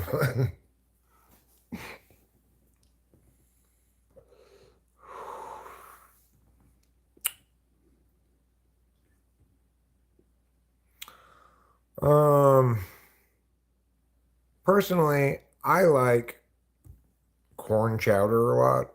Corn chowder's good. Fond of the corn chowder. I can eat what they call tortilla soup, which is basically like Mexican food soup, and that's good. If I want, I like tomato soup. Fine, you I know. like tomato soup too. Yeah, sometimes I might want a bit of a spicy tomato soup, even if not Mmm. too spicy. Clam chowder, I don't like clams. That's gross. Yeah, That could be done really wrong too. Clam chowder. If you get a wrong clam chowder, it's yeah, bad. right. Really bad. Wrong seafood in general is bad. Cham chowder, huh? Red or white What? clam chowder? Good question. And another good question is um, red or white.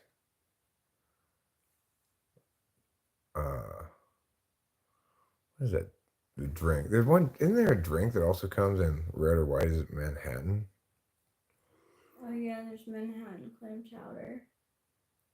Oh, And that's it's what it in is. red. Okay, that's the Yeah. red one's Manhattan clam chowder. Yes. Okay, I was confusing it with the Manhattan the drink. I was confusing the clam chowders with thinking there was a white and a red version of a Manhattan, which is not the case. They're red. You like how rubbery clam chowder is.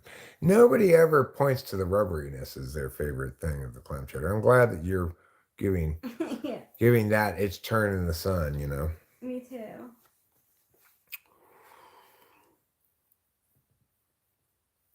I mean, I'm just really a little bit iffy about things that swim or live in water. You know, if it's gonna, oh, nice job, Yes! Stanford. Good job. Yes, good job! Go, go, go! Wow, Yes, look at that. yes, Pick yes! six. Good job, Stanford. Now you're up 20-10 over those scoundrels from Syracuse. Syracuse is in New York. Are you in Syracuse, by the way? Show media? Are you near Syracuse? And if so, do you want to, are you at the Syracuse Stanford game, maybe? Because it's at Syracuse. Or you're in Manhattan. Wow. That's pretty fancy. There's some like controversies about Syracuse. Like when I was growing up. It's good. I forget, like either STDs or like Well, I mean, Jim Boeheim, under his coaching regime, the Syracuse men's basketball team there's some kind of controversy about that. I don't remember what it was. there's exactly. a lot of Syracuse controversy. Yeah, I never liked Syracuse. Hmm. Do they call themselves the Cuse? They might have. They might. Yeah. I would if I were a Syracusan. You from the Cuse? Yeah. I like that as a nickname. I guess him too. Manhattan, where the wind comes rushing down the plain.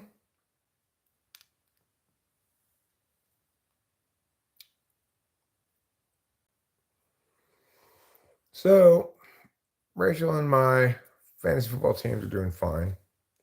I have one team that's 2-0. I think Rachel is 1-1, and my other team is 1-1. Mm-hmm. Oh, the A's are on. Don't show me that yet.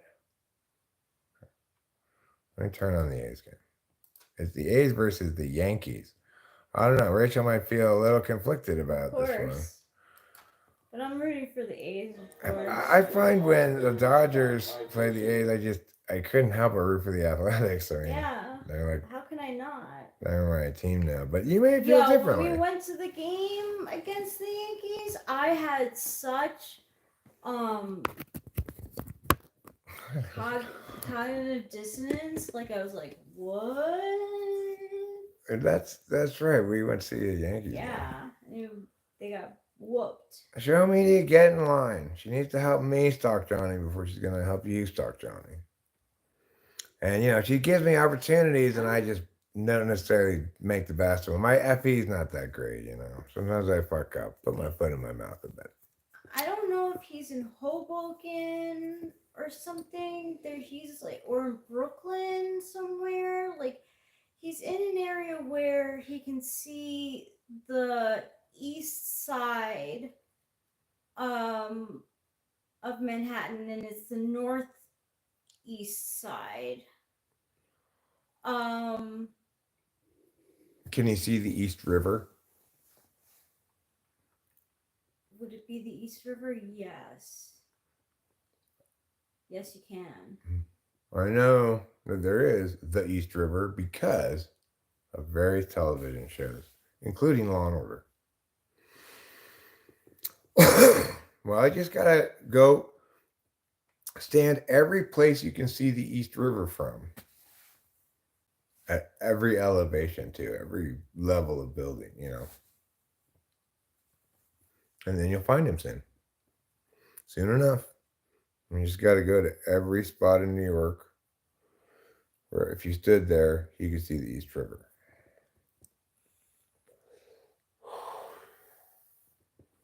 Any concerts for Johnny soon? I don't think he's touring right now. Mm-mm.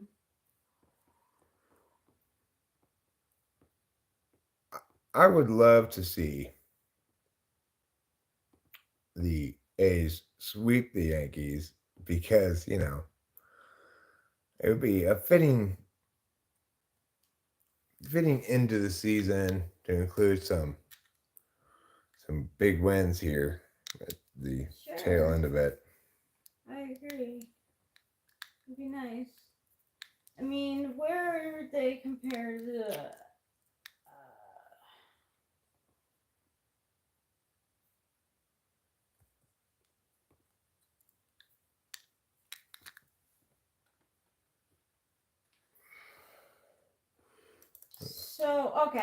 So they have like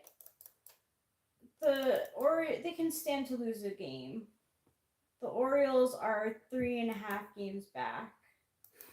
So they can lose a game to the A's. I'm fine with that. Well, the thing is, I have faith that the Yankees will make the playoff. They clinched making the playoff. Yeah, they did. They did. So it's just a matter of whether they're going to win the division or not. No.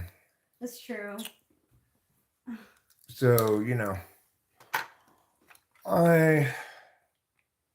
once we get into the playoffs, then there's going to be that moment that ideally comes where we have a divided World Series. And it's the Dodgers versus the Yankees.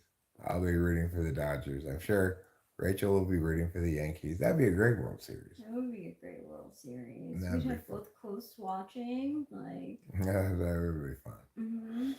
And we're both good sports, so it's not like I'd be upset if the Dodgers lose. No, and I wouldn't be upset if the Dodgers won either. She just couldn't bring herself to say the Yankees lose. Oh my God, that's probably true. That's true. Well, they got a hit in their first swing of the bat of the whole game. They already got a man on first base. The Yankees do. Aaron Boone. He looks like Joe Torre. I think I've commented this before. Mm-hmm. Austin Wells. You look like a player from 1982. Yeah. With that mustache of yours.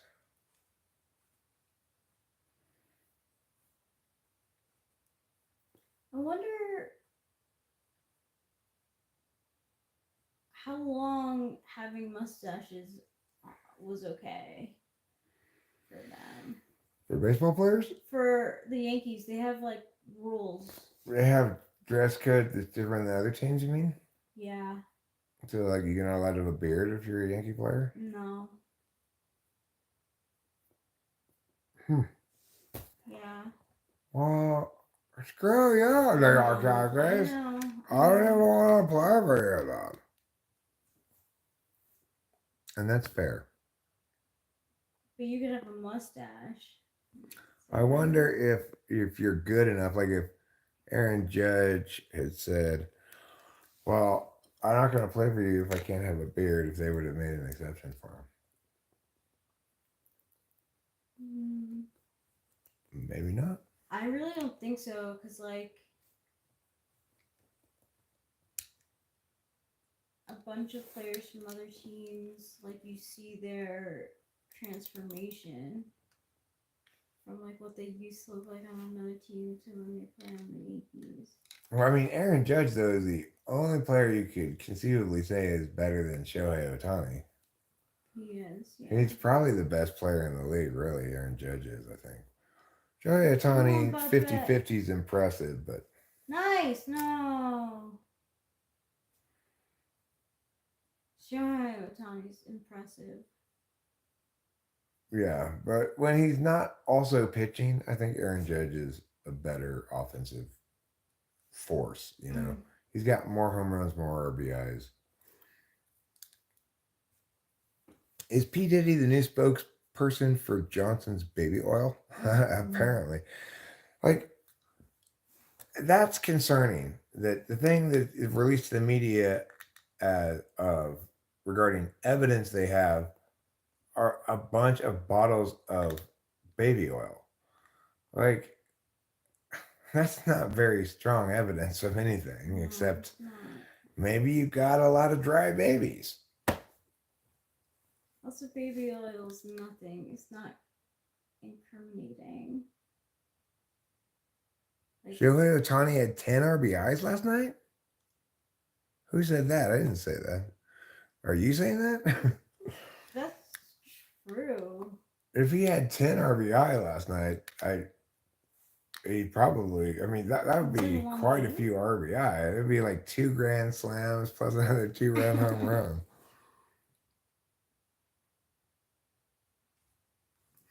It's decent circumstantial evidence to support a larger body. Yeah, okay. It's if you can establish that the quantity of oil is only being admitted into evidence to make the element of the case uh, that's covered by racketeering or whatever. They're charging him with some kind of like trafficking thing. Yeah, trafficking and racketeering. So those things require you to establish an organizational level of operation, right? So if they're there to prove that, fine, as long as they're not there to prove that um that such stuff happened at all, right? Like they need to establish the trafficking. They need to establish factual, their burdens for the case on the trafficking specifics, not just with ancillary stuff. If they're just using it to establish that the level of organization and size reached the necessary size to qualify under racketeering charges, that's fine. Didn't he say like something in front of a judge like, oh, they were just getting freak nasty or something? I don't know. Maybe he did. I believe he did. He said something like that in front of a judge and she like flipped out. Like, Hmm. Well, I'm sure the judge doesn't appreciate him using his slang terms for orgies. yeah.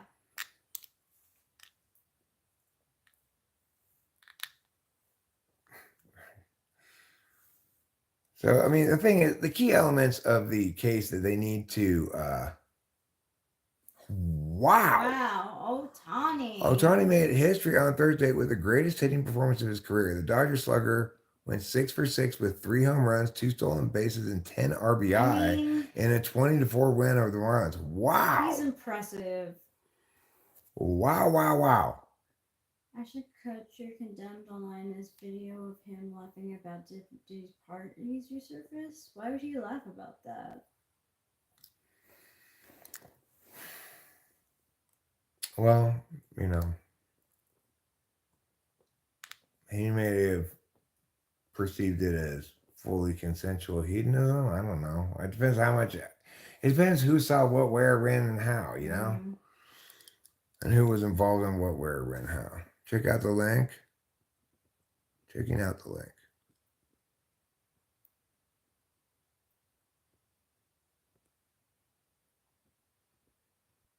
Oops. My bad. I'm back now. I won't try to do that again. I had a little bit of a brain fart. You can't click those links from your phone, Eric. You have to click them on the computer.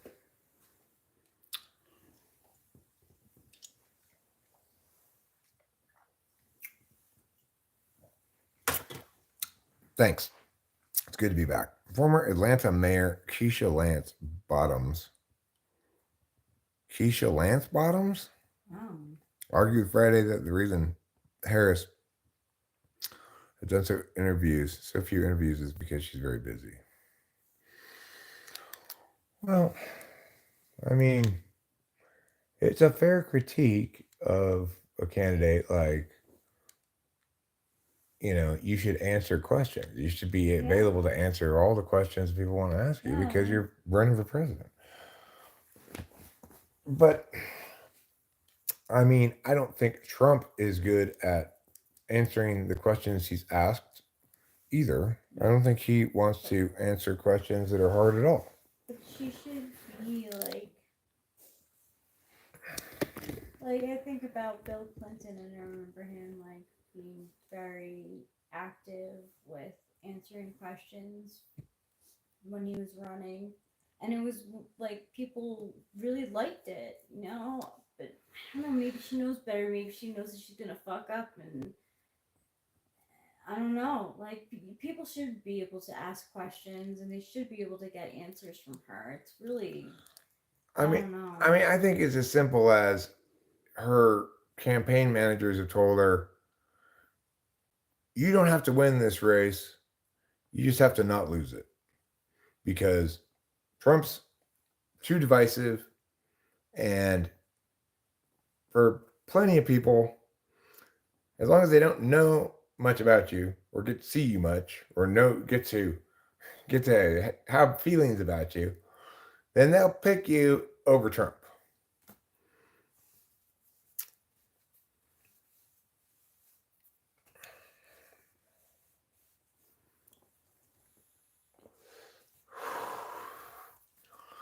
So, I mean, I think her campaign managers are probably right about that. She can only, it's like you don't have to testify against yourself in court, right? That's basically the strategy that her campaign manager is saying. Trump's already lost this race.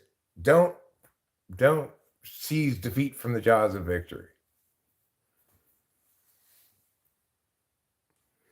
And I don't think that's good for democracy or anything, but I understand why they want to keep her on the sidelines.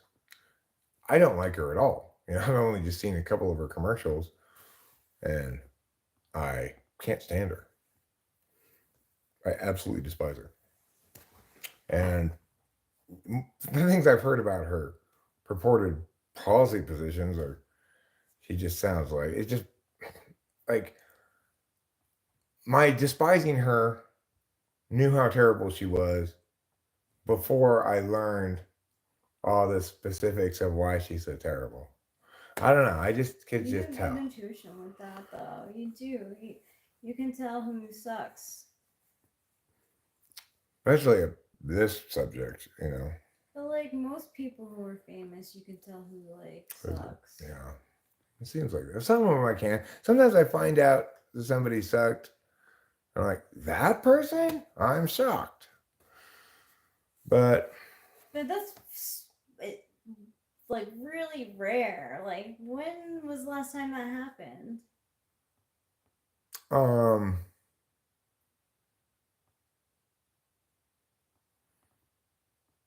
Well, I guess I was kind of that way about Mila Kunis and Ashton Kutcher. It's like, wait a second. You two are like writing in to support your horrible rapist yeah. friend? What are you Yeah, doing? that was so bad. How tone deaf as well, So right? tone deaf.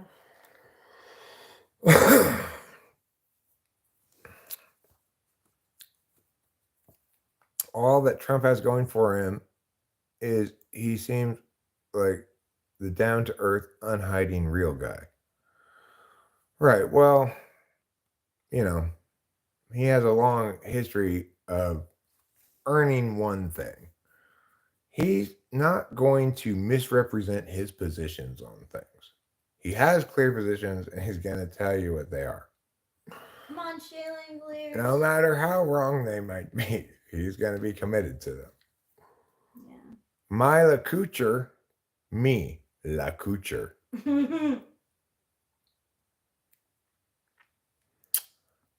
Do you think, has she kept, did she take his last name? I don't think so. Hmm. I think she's still my Kunis. They have similar last names. Yeah. I guess she didn't want to be Kunis Couture. Who'd want to be Couture anyway? It's such a coochie word. It is a coochie word.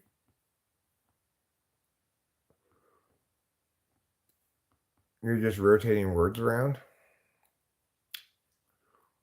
Well, that's what words want. Cutchness Everdeen.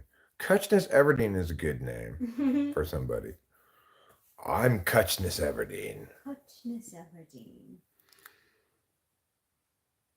Come on, Shayla Anglers. Let's go. Oh, that's what I wanted to swing at. Shay Langoliers strikes out. That last one was it. I saw this really bad movie on Netflix that I enjoyed because of how cutely bad it was called The Uglies.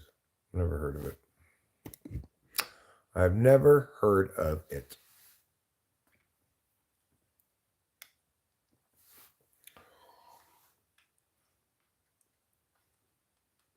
Stay double speed. Stop reverting back to one time speed. There's no reason for it.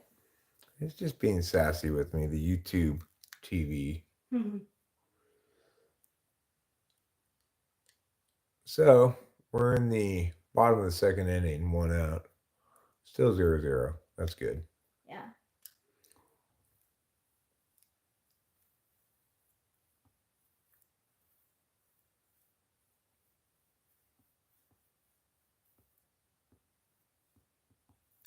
Six for six and 10 RBI. Yeah. Wow. Wow is right. I really was like, how could that be possible? But sure enough. I mean, may the Kucher Kunis be ever in your favor. Accent goes on the second syllable. Oh. Kucher Kunis. Kucher Kunis. Kucher Kunis. Couture. Couture Kunis. There you go. Well, Zach Geloff, let's go. 2-0. I was gonna say, if you ever interview them, you should call them but like that. By those last names. Kucher Kunis. But then it would be too much like Zach Galifianakis. You're right. It would be similar. Yeah. Michael Jordan has some fans worried he may be enjoying his European vacation a little too much. Why?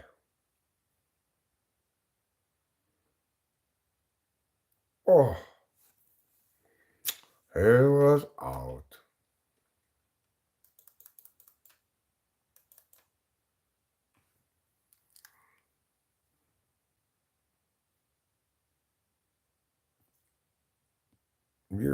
I wonder why. What's happening with Michael Jordan in Europe? I'm curious.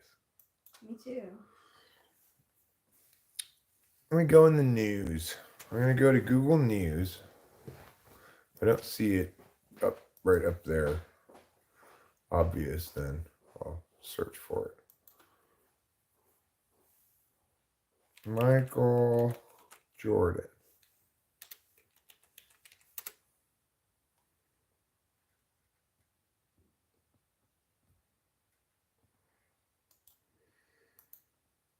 Worrying photo emerges of NBA legend on trip to Monaco.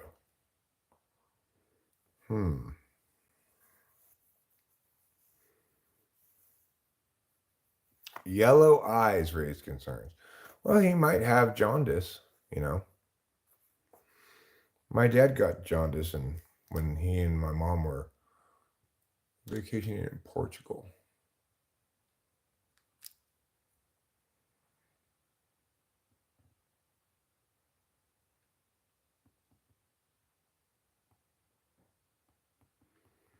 Who's Yvette Prieto?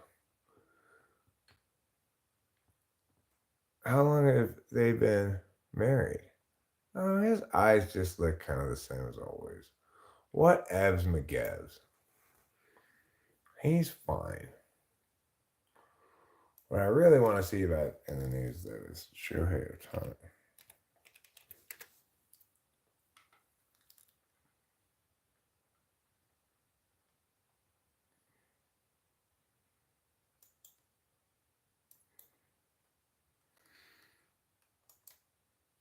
In Game for the Ages. Let's see here.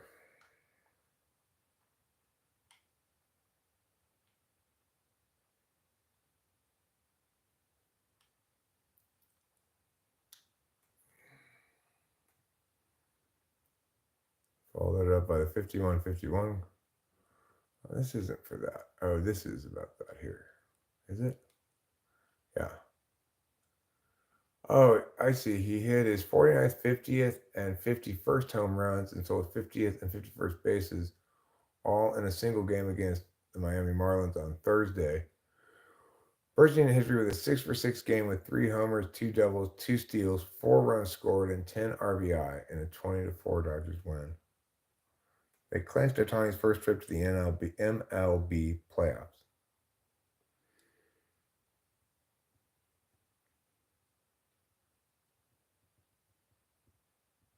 I want to see this home run. 1-2, Ohtani.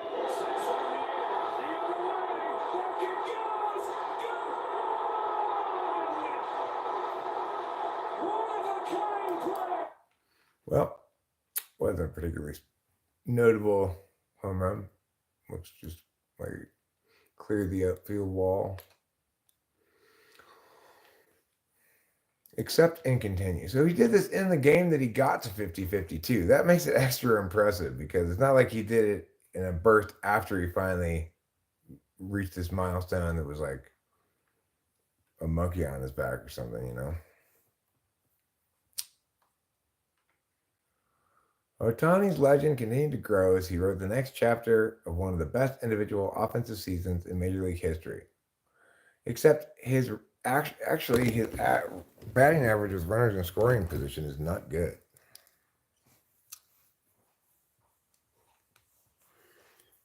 Oh, the rumor is jaundice. Rumor is he likes to drink a lot. Well, my dad likes to drink a lot too. Getting jaundice is what caused him to quit drinking. And then he started drinking again towards the end of his life, a little bit. But he no longer drank too much. It was weird. I don't know if he drank too much even when he drank a lot, but he definitely drank a lot. The 10 RBIs also set a new franchise record. While Shohei Ohtani has been a groundbreaking player for many years, his latest feat is the first 50-50 player in the history of Major League Baseball. Reflects not just his amazing power and speed talent, but a bunch of other stuff. Okay, fine. Oh, that's kind of fun.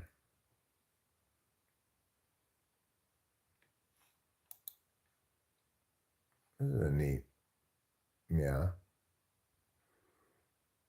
of the 50 people who hit 50 home runs, Ohtani is the only 50 home run hitter to steal 30 bases, or 40 bases, or 50 bases. So he's 30 stolen bases ahead of the next best 50 home run hitter. That's a lot of stolen bases ahead.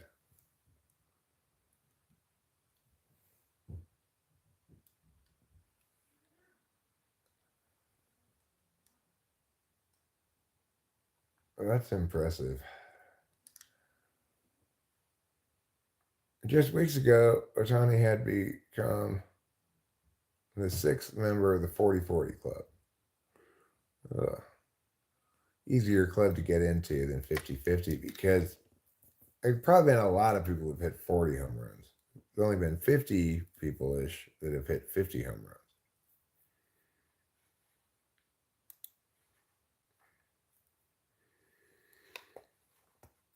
Okay. Well, it's not an all-time record. He did. I mean, he went through a bit of a mental health crisis after he quit drinking. I remember he was on some antidepressants for a while and stuff, and then he seemed to get fine again. I don't know. My parents weren't particularly inclined to share with me what was going on with them a lot. Hi, Joaquin. How are you? I'm curious. Highest 324 in single game MLB history. What is this stat they're talking about? Re 24. Oh, base out runs added. What's base out runs added mean?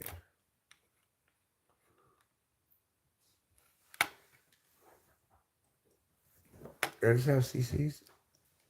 Let me turn on CCs here.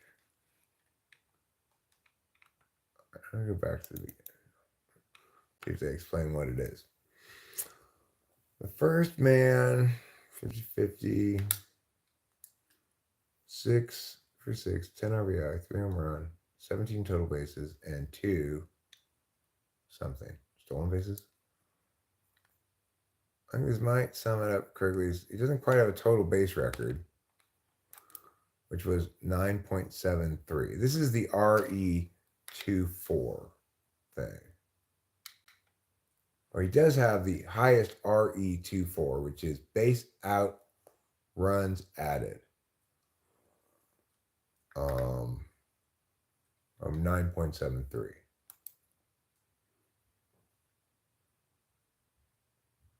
It's called RE24. I know that looks confusing, but this was the number 1 game in the history of the sport.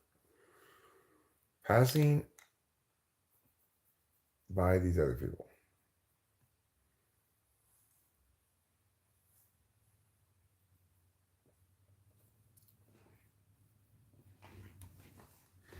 This is a hitting only season.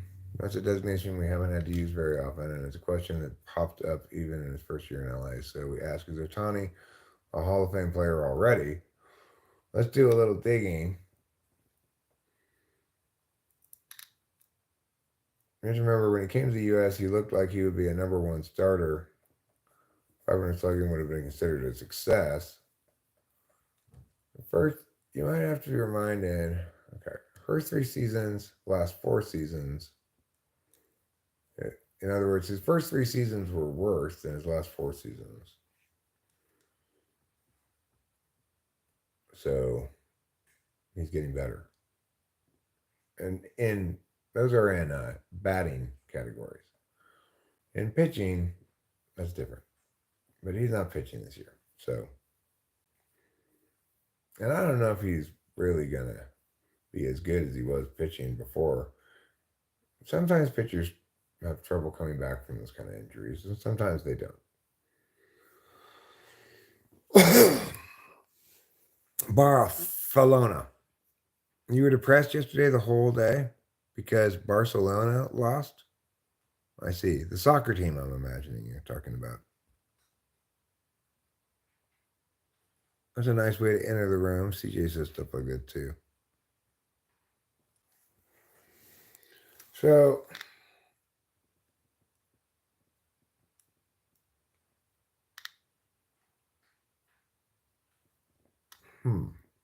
So it basically is showing that Babe Ruth was actually a better pitcher than Otani. Has better numbers, has pitched more innings, etc. But of course, the thing to remember with Otani is he had multiple seasons in Japan before he even came to MLB. And those aren't being counted.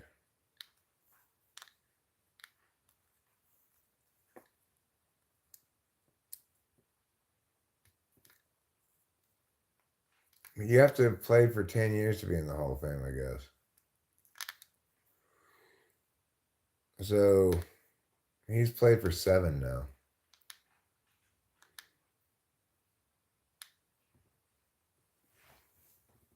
Interesting. Very interesting. All right, guys. I think I'm going to wrap this up, watch some games here, and maybe make some dinner for me and Rachel. Thanks for being here. I hope you enjoyed our time together, and I will see you again on another day. Adieu.